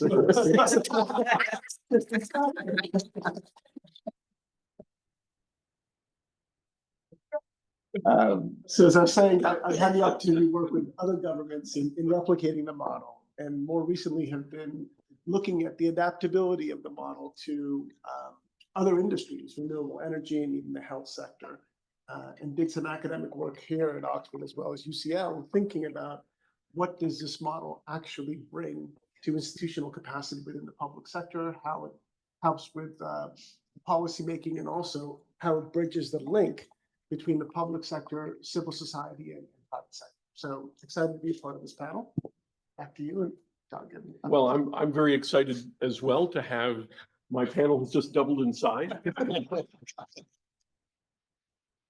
So really delighted that you guys managed to get here. I hesitate. I hope we'll be able to hear later some stories of how you managed to get from Heathrow here. But I'm going to ask. I'm going to ask each of you to introduce yourselves briefly. That's where we've just been coming off. So maybe Abi, I can ask you to start, and then Victor, I'll turn to you. Okay, thank you very much. Good afternoon, everyone. I'm Abi Kadir, the Director of Research of African Economic Research. I'm sorry. That's a minimalist introduction, but that's fine. We'll go with that. Victor? Yeah. I think this is. Thank you very much, and apologies for late arrival. My name is Victor Mrinde. I'm Executive Director of the African Economic Research Consortium. And before that, I was as AXA Professor of Global Finance at SOAS University of London. I'm glad to be here, but yes, we have had this shock, an unexpected shock of the problem at Heathrow, causing us more than 10 hours delay at the Dallas International Airport in Washington, D.C., where we are attending the board meeting with the World Bank. And so apologies with against that we are arriving very. We are very grateful that you went to the ends of the earth, almost literally, to make it here and arrive in time. Thank you so much. Maybe I'll give you a minute to catch your breaths. And just to reiterate that the focus of the panel is really on the broad role of translating evidence into policy. And to think about the institutional structures and the changes that are needed in institutional structures to make this happen more effectively. And that could be changes in government institutions, changes in global institutions, certainly changes in academia, and who's doing the research that generates the evidence and how that evidence gets taken up and used. Maybe since Khalid, you were talking about your own experience here right on the cusp, maybe I'll ask you to kick off and talk a little more about your experience in the ATA, which I think is an unusual story of an institution that found its own path in bringing evidence to bear on policymaking in agriculture. And then maybe you can reflect a little bit on the model more generally and what potential there is there to go beyond that. Sure, thanks, Doug. So the background of the ATA in Ethiopia is that back in 2009, Prime Minister Meles came to the Gates Foundation and said, look, our agricultural sector is growing, but it's growing very marginally. I'd like to see much more transformational change. What can you suggest, and what kinds of things do we need to do to make this happen?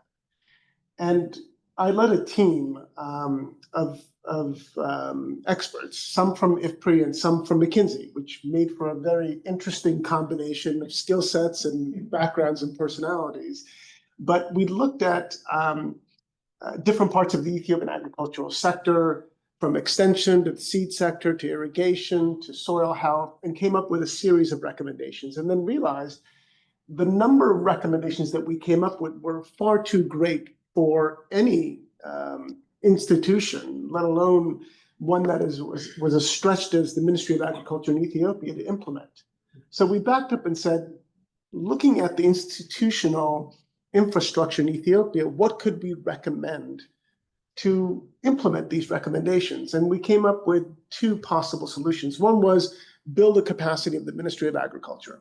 And the World Bank and many others had done tons and tons of capacity building programs, not just in Ethiopia, but across the continent. The second one, we looked at Asia, because at that time, Ethiopia was looking at Asian countries for examples of accelerated growth, and realized that in Asia, many countries had used dedicated institutions to drive accelerated transformation. In Korea, there was the Economic Planning Board. Singapore used a similar Economic Planning Bureau. Taiwan used the JCRR, Joint Commission for Rural Reconstruction. And each of these institutions, we realized, had some very similar characteristics, and recommended to the Prime Minister, one option is build the ministry's capacity. The other option is set up a new organization. And Prime Minister Meles at the time, being kind of the kind of big bang type of individual, said, I want a new institution. The Gates Foundation, please give us some seed capital. And Khalid, since you came up with this, you come and run it so I know who to blame if it doesn't work. So thanks so much for the warm welcome. And the organization itself had a number of characteristics that we realized were going to be critically important for it to succeed. Characteristics as well as capabilities. So the characteristics were things like it had to be independent. It had to have authority to drive things. It had to have a meritocratic and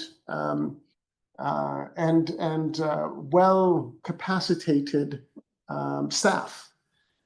It had to be positioned in a way that it reported to the head of state, so that it had the ability to drive things outside the bureaucracy. It had to have a salary structure that wasn't based on the civil service, so it could attract the best and brightest.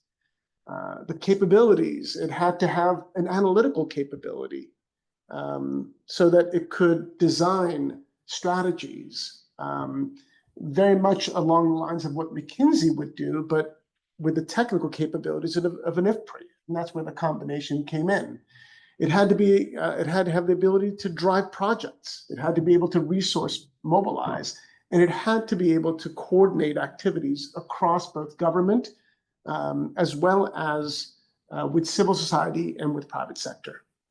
And that coordination, we found, to be one of the most critical things, because for agricultural transformation, as you heard about in the previous session, it wasn't just about what happened in the agricultural sector.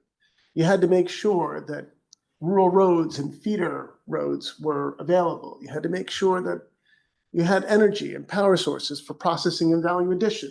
You had to make sure that the research system and the educational structures were generating good, solid evidence.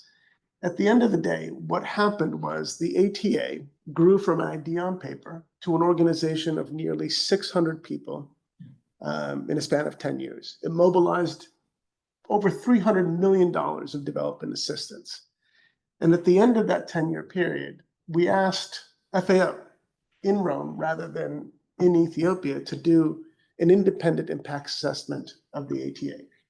And I remember talking to Maximo Terrero, the chief economist, and he was very uncomfortable. And I said, give me one number. One number. What is our contribution to GDP? Yes, we can measure yield increases in different commodities where we work. We can measure income. We can measure reduction in poverty. But what is that one number? After a lot of humming and hawing and back and forth, they came up with a number. The first $140 million that we invested in the agricultural sector generated $1.7 billion of return to the economy, right? So more than a 10x return on that first investment. Now, a lot of African governments saw that and said, wait a second, there's something going on here. How did that happen and why did that happen? And a lot of it really was about playing that bridging role between the public sector and the enabling environment and mobilizing the private sector, creating that space for the private sector to invest, be it seed companies that were producing the right seed for farmers, or OCP deciding to invest in a fertilizer factory in Duredewa, or Brute Malt and Souffle deciding to build malting, barley malting factories because they realized that Ethiopia's farmers were producing high quality, international quality malt barley for their brewing, for the Heineken and other beer companies. It was really playing that bridging role. And it was creating the incentives from a policy point of view, as well as the public goods that made those investments possible. Like we did a digital soil map where we collected 150,000 soil samples to create fertilizer recommendations that were much more targeted for farmers that incentivized OCP to make investments in fertilizer. So that link and access to the prime minister and the ability to speak with the private sector, as well as with the public sector, positioned us in a place to play that catalytic role. So I probably went on a little bit longer than I wanted to, but I think it gives you a flavor of what the ATA is as an organization, and this nodal agency model as a public sector institution that is positioned to play this bridge between the private and the public sector to drive transformation in a particular part of the economy, the role that it plays. Thanks. It's a fascinating example. I have to say I admire Maximo Terrero for being willing to come up with a number like that. Better him than me. Justice, maybe I can ask you to pick up and talk a little bit about the role of evidence and how evidence translates into policy, and perhaps what an international institution, how that works within an international institution, what the challenges are, and maybe start off there, and we'll take the conversation from there. Sure. So I think to begin with, right, and I was writing a quote that I've been coining in my head. I think, so there's a lot of research done on Africa that policymakers don't care about. And there's a lot of policies being done in the region that have zero input from research. And I think this is the confluence of so many factors. And I'll list a couple of them. One is the incentives, right? So in academia, we have the publish or perish culture, where our incentives is really about getting our publication done. And depending on where you might find yourself, you might be the top 5, the top 10, the top whatever X that you can put there, right? And the way the incentive structure in development per se, it's right. The identification is good, but the way it's been designed in such a way is that we now answer very narrow questions that oftentimes doesn't lend itself anything to policy, right? Now, so that's number one. And on the other hand, for the policymakers, they are interested in easy wins, something quickly. Can you tell me how much is this contributing to GDP so that if I want to pump in more money into it, right? And oftentimes, maybe what that may require is to come up with you need to come up with some back of the envelope calculation, which probably no journal will even accept, right? And so that's the issue of the incentives. But over time, I've also come to realize there's also policymakers like things that they feel they are involved in, right? And so oftentimes, there's not a lot of coordination between the researchers and then the local people, right? Including either it's local research or the policymakers. I mean, I know sometimes we go into a country, we get data, and then the model is very extractive. And so I want data on a certain sector. I use my network to get the data. I fly out, I go and write my paper, publish it wherever it might be. And then I move on to the next project, right? And so there's not a lot of, a lot of buy-in right from the beginning. And so if you come back and tell me, oh, I found this from using data, I'm like, okay, fine, go on, and then we move on. And a part of it also is that, look, take a look at the development economics papers that are written around, right? On Africa, just go to the Journal of Development Economics and just keyword Africa. Every paper on an African country and count what is the share of local researchers that are involved in there. Probably if you get 5%, you're probably on the it's probably on the higher bound. And part of it is because let's face it, there's a capacity issue in the region. And I'm glad that ARC is here. It's one of the institutions I hold dearly because I'm an alumni of the ARC network. ARC has done a lot of good, but the region is still far away from the frontier. And so a lot needs to be done, right? And so all of these, and I'm coming back to your question, given this premise, what is the role of these international organizations, right? I think in academia, I'm not too sure what we can do, mainly because, the economists, we react to the incentives. Until we change the incentive structure in academia, it might be very difficult for us to solve some of these structural problems. But I think development institutions or international institutions have a role to play in trying to make sure that they bridge this gap. And part of this might be trying to help build a lot of capacity in the region, right? To be able to ensure that, at least there's a critical mass of people who are closer to the problem, who probably can sit down with the technical directors of the ministries and have coffee each time and be able to hear from them and also try to react and think about, even if they don't care about publishing the QJE, but we'll think about, I know this problem is really facing my people. And so we'll have a lot more empathy into addressing that, right? And so I think, these international institutions have a role to play in that. And I'm going to start a good example. So Stefano, we have this network called the Chief Economist of Government, which is essentially a network of presidential economic advisors in the region, right? And for self-promotion, I manage that network on behalf of the bank. But what we try to do in our own small way is to say, look, these are the economic advisors that are advising the heads of state at the highest level. Is there a way where we can bring them together as a peer learning exercise, but also to try to expose them to the frontier research being done on important issues in their countries, so that can be a way of beginning the conversations in terms of how do we, this is the research that is saying maybe something XYZ on fertilizer subsidy or even agricultural technology. And I like the issue that you mentioned about the soil mapping, right? It's something that, and I listened, and a good example, so we brought Chris Udry to come talk about this. And despite being an economist, I didn't even know that within this room, there could be different soil structures in here, right? And so just applying NPK fertilizer and expecting that my yield will go up, is just an exercise in futility. And one of the lessons was that these countries are just throwing a lot of money into generalized fertilizer subsidies because all they buy is NPK, right? Regardless of the soil that we have. So maybe instead of just subsidizing, doing wholesale fertilizer subsidy, probably investing into the local agricultural stations to do proper soil mapping to know maybe this part of the soil is good for maize, the other part is good for cotton or whatever it might be. That way, they are going to make a lot of savings on this. And so I think it's having a lot of these partnerships and finding a platform where you bring these policymakers together and try to connect them to researchers. It's really probably one starting point. I can go on and on, but let me pause here and then I can come back later.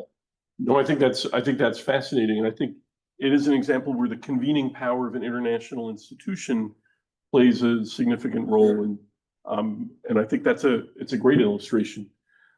Maybe on the subject of capacity, though, I should turn to you, Victor, and ask, do you feel? Seems that there is still progress to be made, but there's also extraordinary things happening. Looking around this room and looking around the conference the next days, I'm always struck that when people talk about the lack of capacity, they're missing a lot of people who are here already and who are well trained and who know their economics. And but I wonder, you're probably much better positioned to talk about this than I am. But where does capacity building fit in these broader questions of building the evidence base for policy? Yeah, thanks very much. And definitely capacity building is something at the heart of the African Economic Research Consortium, ERC. And that's the body that has been involved in capacity building since 1988 and still growing stronger.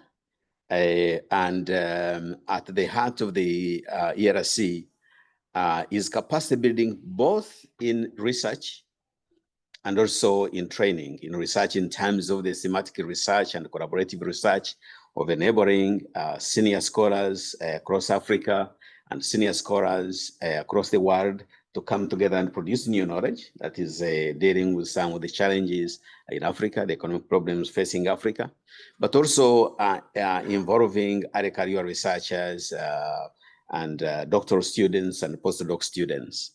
But also where in terms of the points and discussion, in terms of translating evidence into policy, the capacity building involves also the co-production of knowledge with policymakers. And that's one of the challenging aspects, because you could get a group of policymakers in this room on one side talking about the policy challenges in Africa from across central banks, ministers of finance, heads of departments in those talking about the key policy challenges. And you could get in the same room a group of key researchers, top researchers talking about, kind of research issues. And you may find actually that maybe the policymakers are not able to directly talk to the researchers, and the researchers from central banks talking about, for example, monetary policy reaction functions may not be translating into what the policymakers want here. And that is where there is always a need for brokers. There is always a need for a broker. In some cases, and the experience we get from ERC, the involvement of think tanks, for example, because they are in a way knowledge intermediaries of being able to translate, okay, this is what researchers are doing, but actually may not be answering, maybe not, if we make a checklist, they are only responding to about 5 out of the 10 concerns of policymakers. And then the aspect also of evaluating the policies that have already been put in place to see whether they are actually able to achieve what was designed to achieve. The policy evaluation sometimes is kind of disregarded, but it's a very important aspect of trying to find in the ecosystem of knowledge and policy, whether the evidence obtained from research is feeding into policy, to what extent, maybe 60%, 40%, and how much of the policy is being implemented over the last 5 years if we evaluate them. And we now have methods of quasi-experimental methods of evaluating those policies. How much then can feed back into shaping the research the way it's done? And these are some of the aspects that the ERC has been involved in, quite a couple of projects. Maybe I could, if you allow me, Chair, with the time, cite one of the projects. This is a project on tax reforms in Kenya. It is funded by the Danish government and also by the Kenyan government, which put in about 70%, and the Danish government puts in about 30%. The project involves, on one hand, the government of Kenya, the Ministry of Finance, the largest think tanks, Kenya Institute for Public Policy Research and Analysis, that has been running for the last 20 years. It involves the Kenya Revenue Authority, who actually implement the tax reforms being done in terms of collecting the taxes. It involves also the Kenya Statistical Bureau, which has access to very, very rich data, including microdata. And on the research side, it includes the researchers, both at the University of Copenhagen, from the research department. And the ERC is managing the relationship and also shaping the way the research questions are framed and how the research is done, and making sure that actually there is a co-production of knowledge of both. Now, a key element there is this started just as when I had just joining the ERC in May last year. I made a condition that there has to be some huge amount of speed dating, whereby the researchers are put in a room with the policymakers, they brainstorm, and that's why I found it very important to have a knowledge broker, to have a think tank, or some of the a retired, for example, policymaker, but who come from the research side, as some have done. So you find a university professor that goes into policymaking and back into research. They have been able to listen to both and to work in the translation of the ideas from knowledge. And out of that speed dating came the creation of groups of authorship.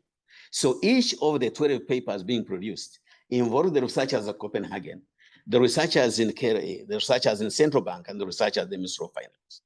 And they co-produced papers, and the first batch preliminary issues of outlines and what they are working on was presented in December, the biennial meeting of the ERC, in the presence of the new cabinet secretary, and we could see that they are going in the direction. We could correct, where they, and this is the statistics will go on for the next 3 years. But that co-production of knowledge, evidence, and then feeding into policy, and then looking at the kind of tax reforms being introduced in Kenya across a broad range of aspects. And also a group that is, for example, doing simulations or trying to see the likely impact of these taxes on various targets. Some of those have even used the data to expand it into AI. So we are not short of ambitious researchers, and we're also not short of policy challenges, because the civil society came and said, no, I think the young people will react to some of these tax reforms. And we had to try to see how do you then address the concerns that mean, especially on equity and the distribution, on the key sectors, health and education, which should be addressed in that. So this is the kind of thing, there has to be a way of intermediating. But then if you allow me 1 minute, before joining the ERC, two experiences. One is a project that featured in the Research Excellence Framework 2014 on shaping bank regulatory reforms that I was doing at the University of Birmingham, jointly with the African Development Bank, and jointly with the ERC. So I've been in the ERC with circles for a long time. And what it did was basically to get the African Development Bank to fund and engage the research department in 8 countries, in 8 central banks across Africa, taking into account the large countries like Egypt and Nigeria, but also taking into account the small country like Lesotho and other countries, and see how the central banks are reacting to bank regulatory reform, especially the transition from Basel II to Basel III after the global financial crisis. Every central banks were looking around for answers. They were frantically looking for answers. And I went to G20 in Korea, where the heads of state were meeting, and regulatory reform was on top of the agenda. So I gave a paper, and rushing back, to the UK, that's when I called the African Development Bank and say, we have to do something. We have to support the African central banks, at least start the conversations on how are they going to transition, because they were at a crossroads from Basel I to Basel II. They see Basel III there, they don't know where to go. They see they can't go back to Basel II. That can't go forward. It's just a real crossroads. And that's a case whereby researchers then have to weigh in and take case studies. The key researchers, both from these countries, key researchers from central bankers, key researchers from academia, both in Africa and also outside Africa, and then compare over time. That's what generated the impact case study of in 2014. It's on a website on shaping banking regulatory reforms in Africa. So the key players have to be there. There has to be the policymakers there already, right from inception. Actually, the problem came from the policymakers, but had to be interpreted very carefully to the researchers. Otherwise, they keep on chasing for 3 years dimensions that may never be translated into policy. Okay, and even see, they look at the macro prudentials on if Basel III works. There are 17 instruments. Okay, now which one do you choose? Do you choose instrument 4 on a foreign exchange reserves and instrument 6 on the central bank rate? How do you combine them? For what target? And that has to be a kind of simulation exercise in which there is a lot of information and in which the central banks have had a huge amount of capacity building in training them to ensure that when the project ends, there is some huge continuity. The same experience was done in for my research in the framework 2021, in which I submitted a case on climate risk and the cost of capital. There has never been any computation of how you can see the impact of climate risk on cost of capital for sovereigns, for countries, and cost of capital for corporates. Okay, and that had to involve. UNEP supported a lot. We got the chaps and worked with chaps at Imperial College here, and with colleagues at SOAS to work on this, involve the policymakers, and then to start to see. Actually, the first country to knock on the door at SOAS immediately when the reform was, when the report was launched here in London. This is Oxford, but in London, okay, was Kenya. Say, okay, we are one of the vulnerable 20 countries, the V20. We actually experience a lot of climate risk. And after that, we can't borrow because the premiums go up. And how much can you compute we have lost from that? I said, I'll do the computation straight away. And then how can we use that? So that's kind of interaction then.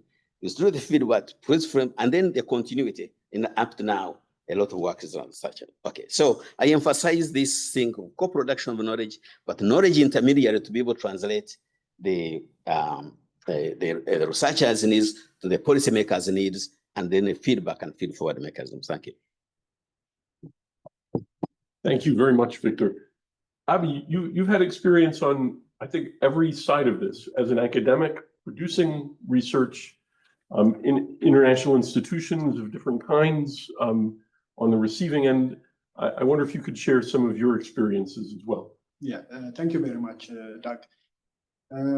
I think when I was at the University of Sheffield, I think, you know, if you are based in UK academia, there is a requirement for your research to be impactful.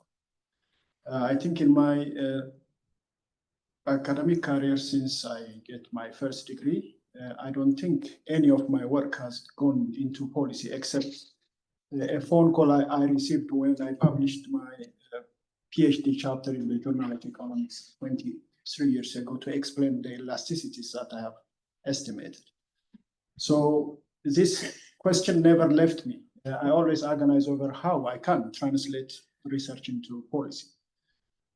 When I joined ARC just before Victor, I looked into the Regional Policy Forum, the National Policy Forum, and the Senior Policy Forum discussions and also dissemination activities that ARC is famous for since the 1988, not the late 1980s. But that is not really a policy engagement, or it is not a policy impactful exercise. It is a dissemination of what you have done because you have been commissioned to do a study. you get a very interesting result, which really makes sense as an academic. That may not mean anything to the policymaker because they have never been part of it. As he said, they may not really listen to. So with Victor and the group, and also the capacity building that we have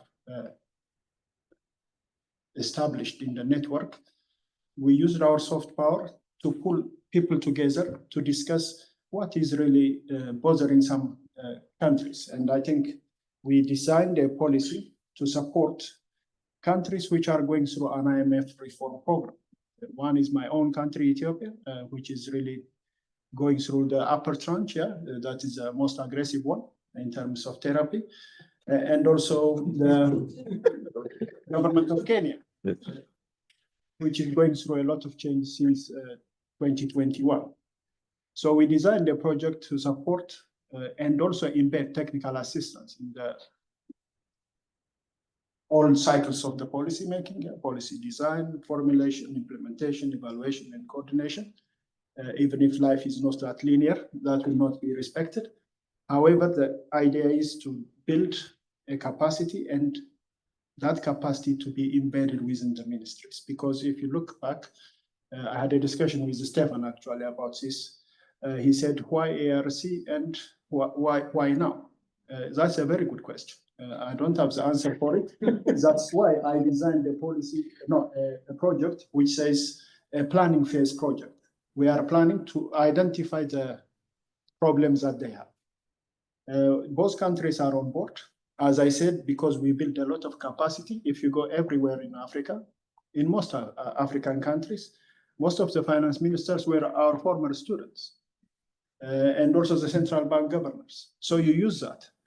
In the 80s and 90s, you cannot really talk to them because they don't appreciate the value of research. But now I think at least they invite us to their offices and listen to what we say.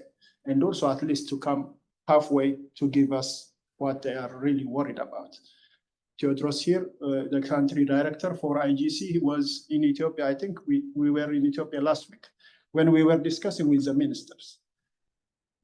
I will say that it is very risky strategy, but it is one of the most fruitful way of really taking research into policy and translate research into policy. If it is demand driven, you can help them.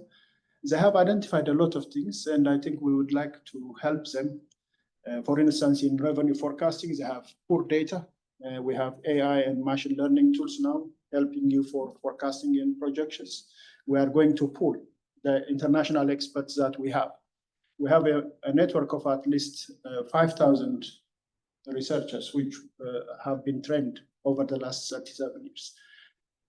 I say risky, let me explain that, because policymakers may not be there by the time you go back a year or two. But in my country or in some other countries, they are more stable. So your ideas might be embedded. So it is a risky strategy, one. Two, even if they change, you should find a way to go back. Because in the case of Kenya, the cabinet secretary has changed, but the project didn't die. So we re-engage with the director general. In some cases, it may fall apart, so you have to be prepared for that. In life, there is no plan A without plan B, so you have to do something else. That is what I should say. Maybe in terms of translating research into policy, not all research should be policy-oriented as well.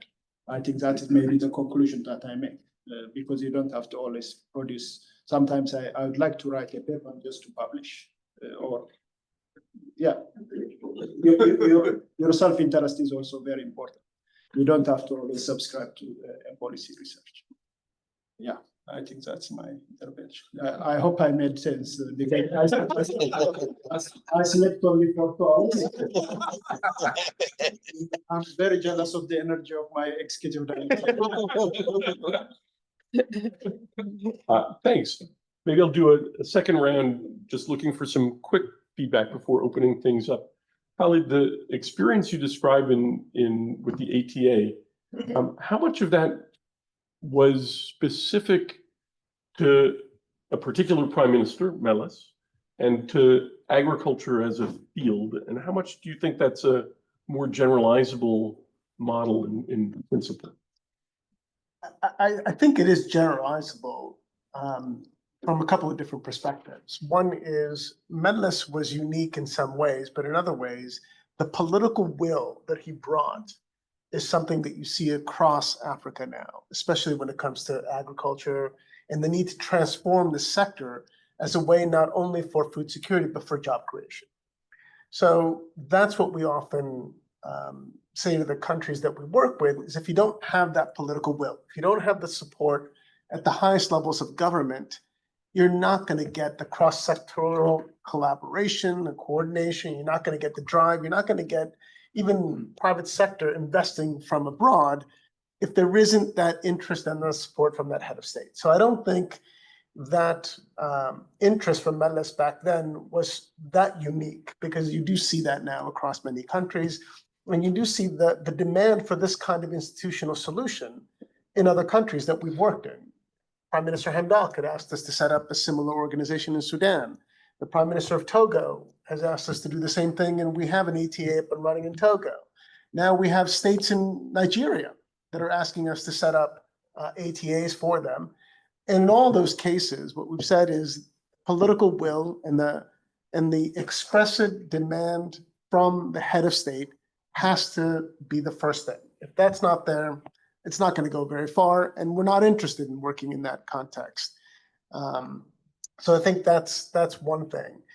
The other, when it comes to the replicability of the model, it is replicable, as we saw in Asia, but it also has to be highly contextualized for each country to make sure that you're adapting to the different actors in the country, the different types of organizations that exist there. And the only way that the ATA succeeded during the time that I was there, and even now, is the adaptability of the model itself within a national context over time, because each head of state wants to use it slightly differently. Medlis used the ATA very differently than Haile Mariam used it, and Abiy today uses it very, very differently from both of them, to the point where it's not even an ATA anymore, it's an institute, not an agency. So the organization has to be adaptable to solve for what it is that head of state is trying to solve for, and to fit within the other organizations that it's going to be working with. The most important is the line ministry that it works with. In the case of the ATA or that model in agricultural sector, the relationship with the Ministry of Agriculture is of utmost importance. If you're not able to get that right, it will not succeed. So the Prime Minister and the Minister of Agriculture are probably the two most important champions and partners in that journey. But then, of course, you broaden from those two to others. Same thing as you apply it to other sectors as well. And I'd say one final thing, we adapted it in Ethiopia to the agricultural sector. In Asia, most of these organizations were actually economy-wide nodal agencies. They weren't sector-specific. Some of them, like in Singapore, you had a central nodal agency and then industry-specific ones. But in most cases, they were more geared towards working with the Ministry of Finance and trying to transform an entire economy rather than trying to transform a particular sector, which made it much easier to work cross-sectorally, much easier to work with the Prime Minister. When you're working within one particular sector, most people will ask, and rightly so, why isn't the Ministry of Agriculture doing this? Or why doesn't it report to the Ministry of Agriculture? And our argument is typically agri-food system is not just the role of the Ministry of Agriculture. It requires the Ministry of Trade, the Ministry of Industry, the Ministry of Water, the Ministry of Energy, local governments, as well as the federal government, so on and so forth. Thanks. Justice, I wonder if I can ask you to talk about a term that has entered the vocabulary in the last couple of years, which is localization of research, which is something that's gotten a lot of traction in the global development conversation. And I wonder, sitting where you do, how you see that and what you see as the constraints to this broader, you alluded to it earlier, but I wonder, what are the constraints to moving more of the research out of places like this and into institutions in Africa? So I'll start by looking at Stefan. Let's start with localization of the CSA conference in Africa. So look, I think on a more serious note, there's gradual progress going on. I compare now to 10 or 15 years ago when I'm schooling in Ghana. I go back each time I go to the University of Ghana, I see the type of research that the professors are working on now. There's a lot more partnership with scholars from outside than it used to be. But I think there's still a lot more room for improvement. But I mean, one of the shining examples that I want to say, as economists and as people, we can always game the system, right? Now, a lot more funders are asking, oh, if you want this grant, we want to see a look-up PI, right, on it. What does it take? Okay, you call a friend and like, oh, I'm applying for this grant. You don't even have to know what is in the proposal. I'm just going to add your name, right? And so that is going on. I call it gaming the system. But there's also a bit more on the other side where people are genuinely, including local researchers in this.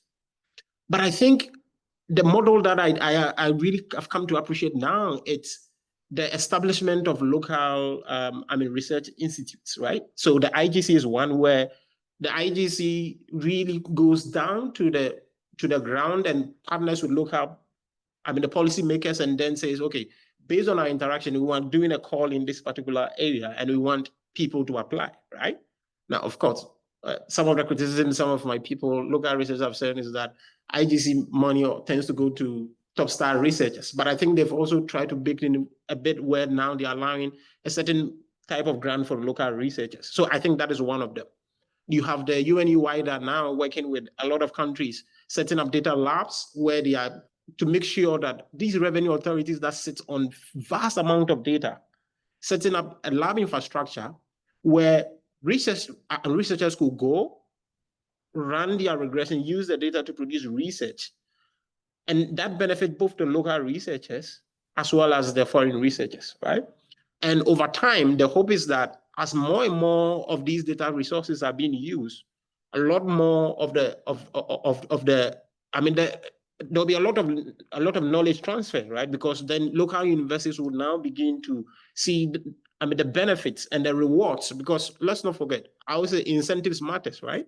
So if running these huge data sets takes a lot of time and it takes a lot of resources, but then if people see that there are rewards in making use of these, then it becomes a bit more useful to do that.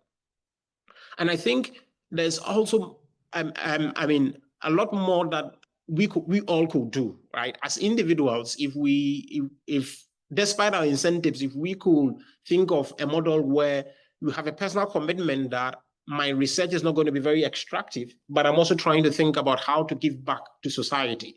So think of your own corporate social responsibility. It's like, as you go to rural Ethiopia to collect the data to write your nice papers, think about what legacy are you leaving there, right? Because it will always be so much fun if the local researchers could also partner, right? Or it gets to a time where they are closer to the problems. I'm going to give you an example, and then I shut up. So I had a recent interaction with someone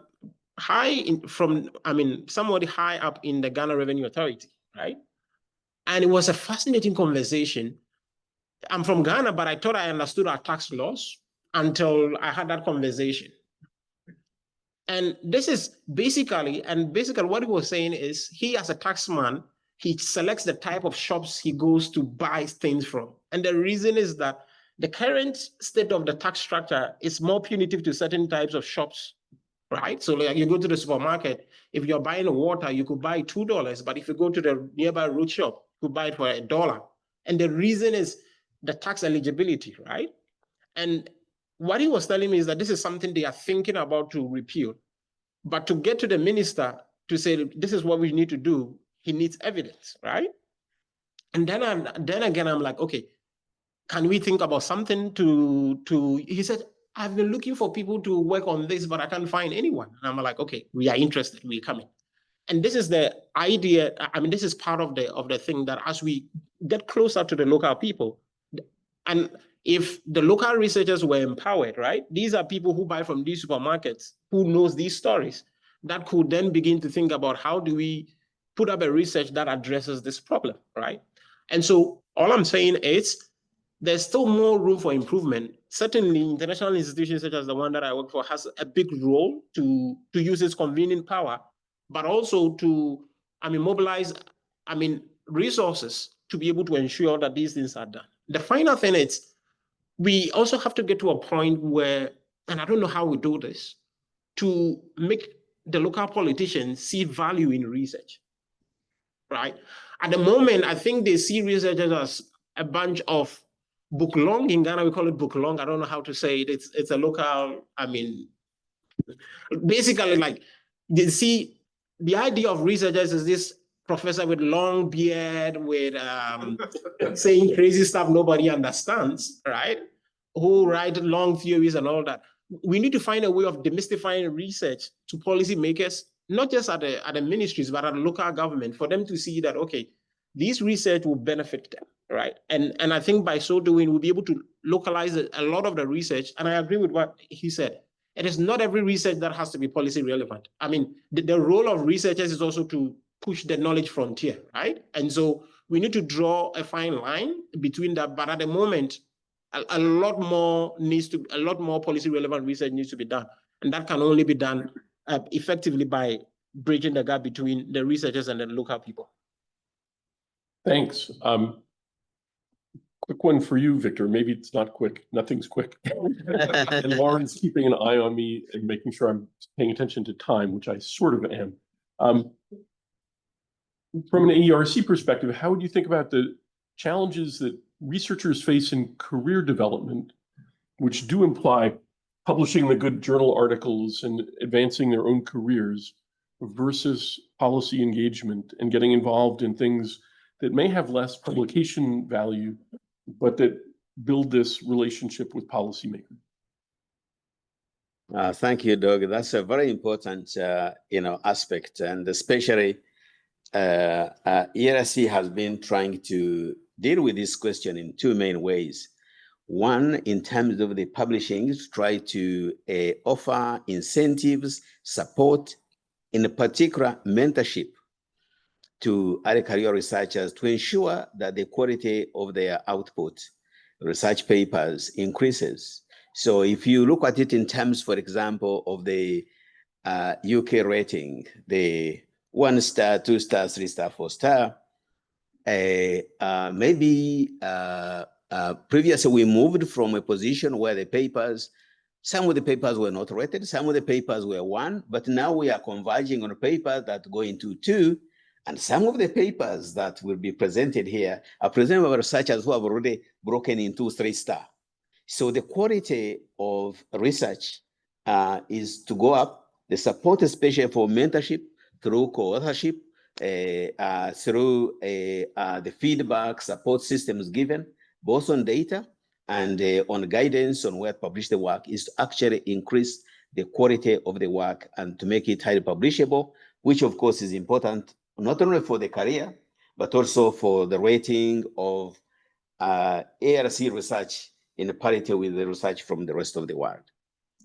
So there is movement there, but I think a lot needs to be done. And I will be saying so tomorrow in terms of the mechanisms that have to be put in place to ensure that researchers from the ARC are competitive globally, can publish at parity with the researchers from the rest of the world.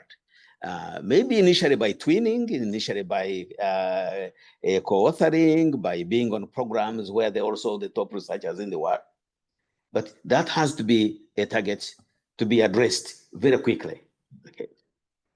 Whether the research is simply just for advancing the knowledge frontier, or so for policy, that has to be. The second aspect is to enable researchers within the RC to be active in the knowledge, in the policy front. And to ensure they have two avenues. They may be able to go into academia as professors in many of the institutions, either in Africa or around the world, but they can also go into policy, especially now there is high demand of PhD holders at central banks across Africa. In fact, it's becoming like a minimum entry into, say, the research department of every central bank in Africa is to have a PhD, is to be able to research. And some of them have formed kind of institutes to support the research department. I serve as one of the advisors in the two central banks in terms of how this could be done. And that helps a great deal. And then, of course, you have this system. And I think I can see a couple of people here, whereby you start as an academic, you become a professor, then you go into policy work for 5 years, and then you come back into research. I think that should be kind of the flexibility of either in research in government or in international organizations, including the World Bank and others. And I think that is to be able to produce the capacity building within the RC to have that degree of flexibility, of being able to move from academia to others. Now, still doing research for extending the knowledge frontier and also for generating into policy. Thank you. Thanks. Javier, maybe I'll address the same question to you, but how do you balance these dual missions of research for the frontier, research for your, I don't think it's self-indulgence, but we're researchers. We have questions we want to ask and answer, but how do you balance the career incentives for early career researchers in particular with this desire to have researchers feeding into policy, which I think is so important? Yeah, thank you very much, Doug. It's not easy. However, I think you should reserve maybe a weekend or two, a few hours to do the indulgence aspect of your research. But the policy is very important and then practical aspect. Maybe let me say a little bit about the challenges that African researchers face, because I think that will be very useful, just to supplement what the previous panelists have said. I think structurally there is no respect for research in Africa. I don't think think tanks are also called to testify in front of parliament. And I don't think many researchers are called by policymakers to write legislation. So the playing field is completely different from the way that we used to have or we have in advanced countries. So the challenge that researchers have is very, very massive. That is just a footnote to reinforce. I think to come back to the questions that you posed to me, I don't think I have a definitive answer, and unless otherwise someone has to be very, very disciplined in terms of time management between the two groups, because eventually you are not going to be there forever. You have to go back. For instance, I think I will definitely go back to academia. Therefore, I have to devote a certain period of time for frontier research, collaborating with colleagues. But at the same time, when you say research for practical application, it is not also low-level research, because it is also very complicated. I don't think we know even how the policy-making processes take place within government. So you can also really write a very good paper on the political economy of policy coordination or evaluation, or even policy-making process, completely a blind spot for all of us. That's why our project, which is generously funded by Gates Foundation, is just planning. The whole year 2025, we are going to really identify what we can do by really looking into the demand side of research, because so far what we were doing was the supply side. You have plenty of data and you go and do it in terms of dissemination exercise. I'm not undermining that. It is very important, because policymakers, they don't have time to synthesize, for instance, the top journal article messages from JDE, JDS, and other places. We have the role to disseminate that in a very non-technical way as well. So I think that is what I should say. But I think the structural problem that we have in Africa still remains, and we have a role to address it. I think I've failed as a chair in that I was told to end things in time for people to be someplace at 1:15. So I suspect that's not going to allow time for me to open things up for questions from the floor. Lauren says we could take one or two. Short You're ones. brave. Okay, one or two short ones. Yes. All right, let's do. Okay.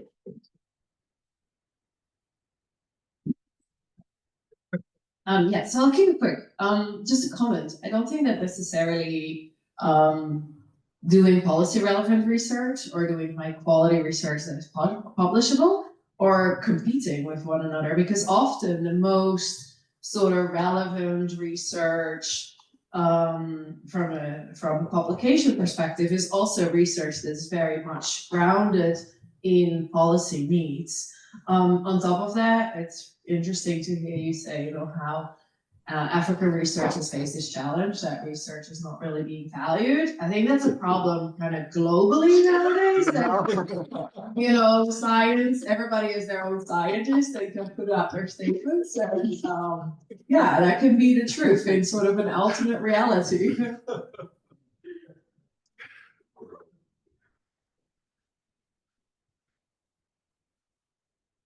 Thank you. Just a quick one.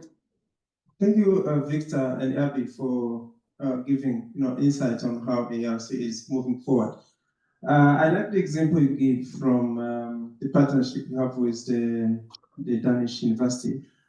Can you just clarify whether, given from this successful collaboration, is there a way you can, expand that partnership for other countries? Because you can leverage your network in different institutions across the continent, so that we have a lot of information about data sharing across the countries and the policymakers, and then it show leveraging the relevance of this output. And just as quickly, can you tell us this collaboration with the chief economist and advisor in the president's office, do you think what you have started has started giving sort of improvement of how these advisory services are done? Do you think that you can predict we are going to have kind of change in terms of approaching the policy based on the evidence? Thank you. And one last one. Okay, I'll be quick.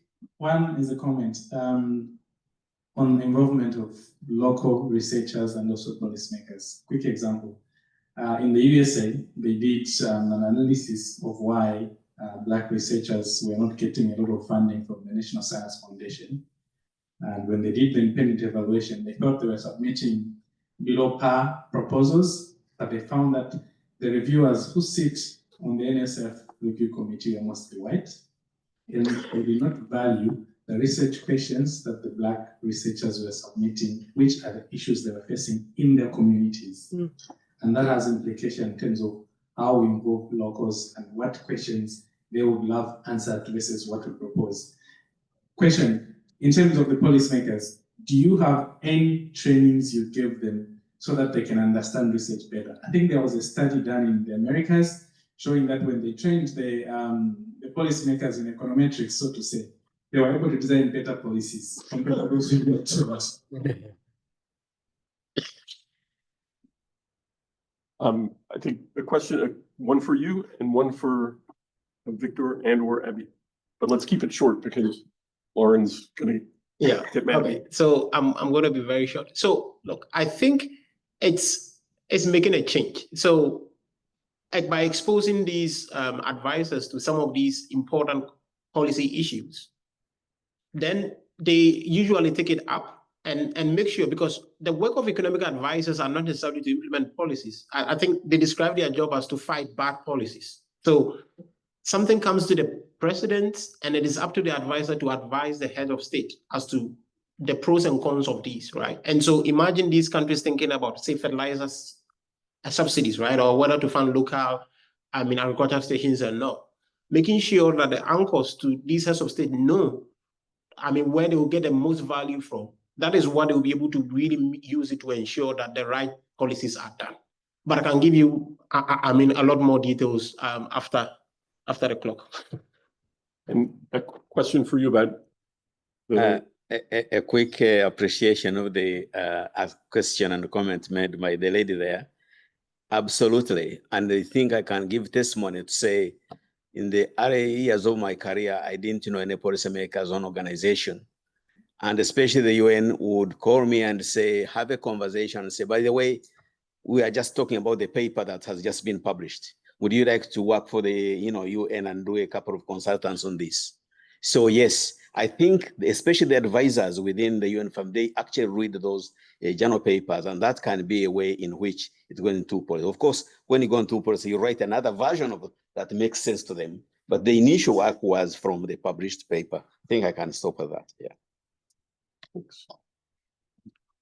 Just maybe briefly, I think in terms of questions that in the context of localization, I think if you are a researcher, you should really stick to the questions that really matter, regardless of what the views are from outside. That is very important.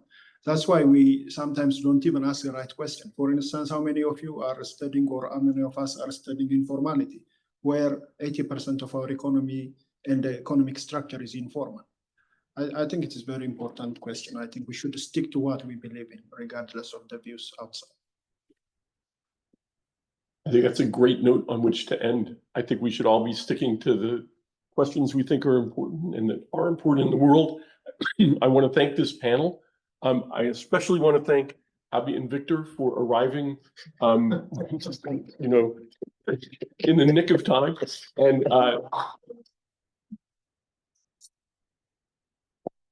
I think at least 3 of the 4 panelists will be around for the coming days. I think we lose you, Khalid. But I think if you have questions for any of them that you can ask at breaks or during the next couple of days, please feel free to. But again, thanks everyone.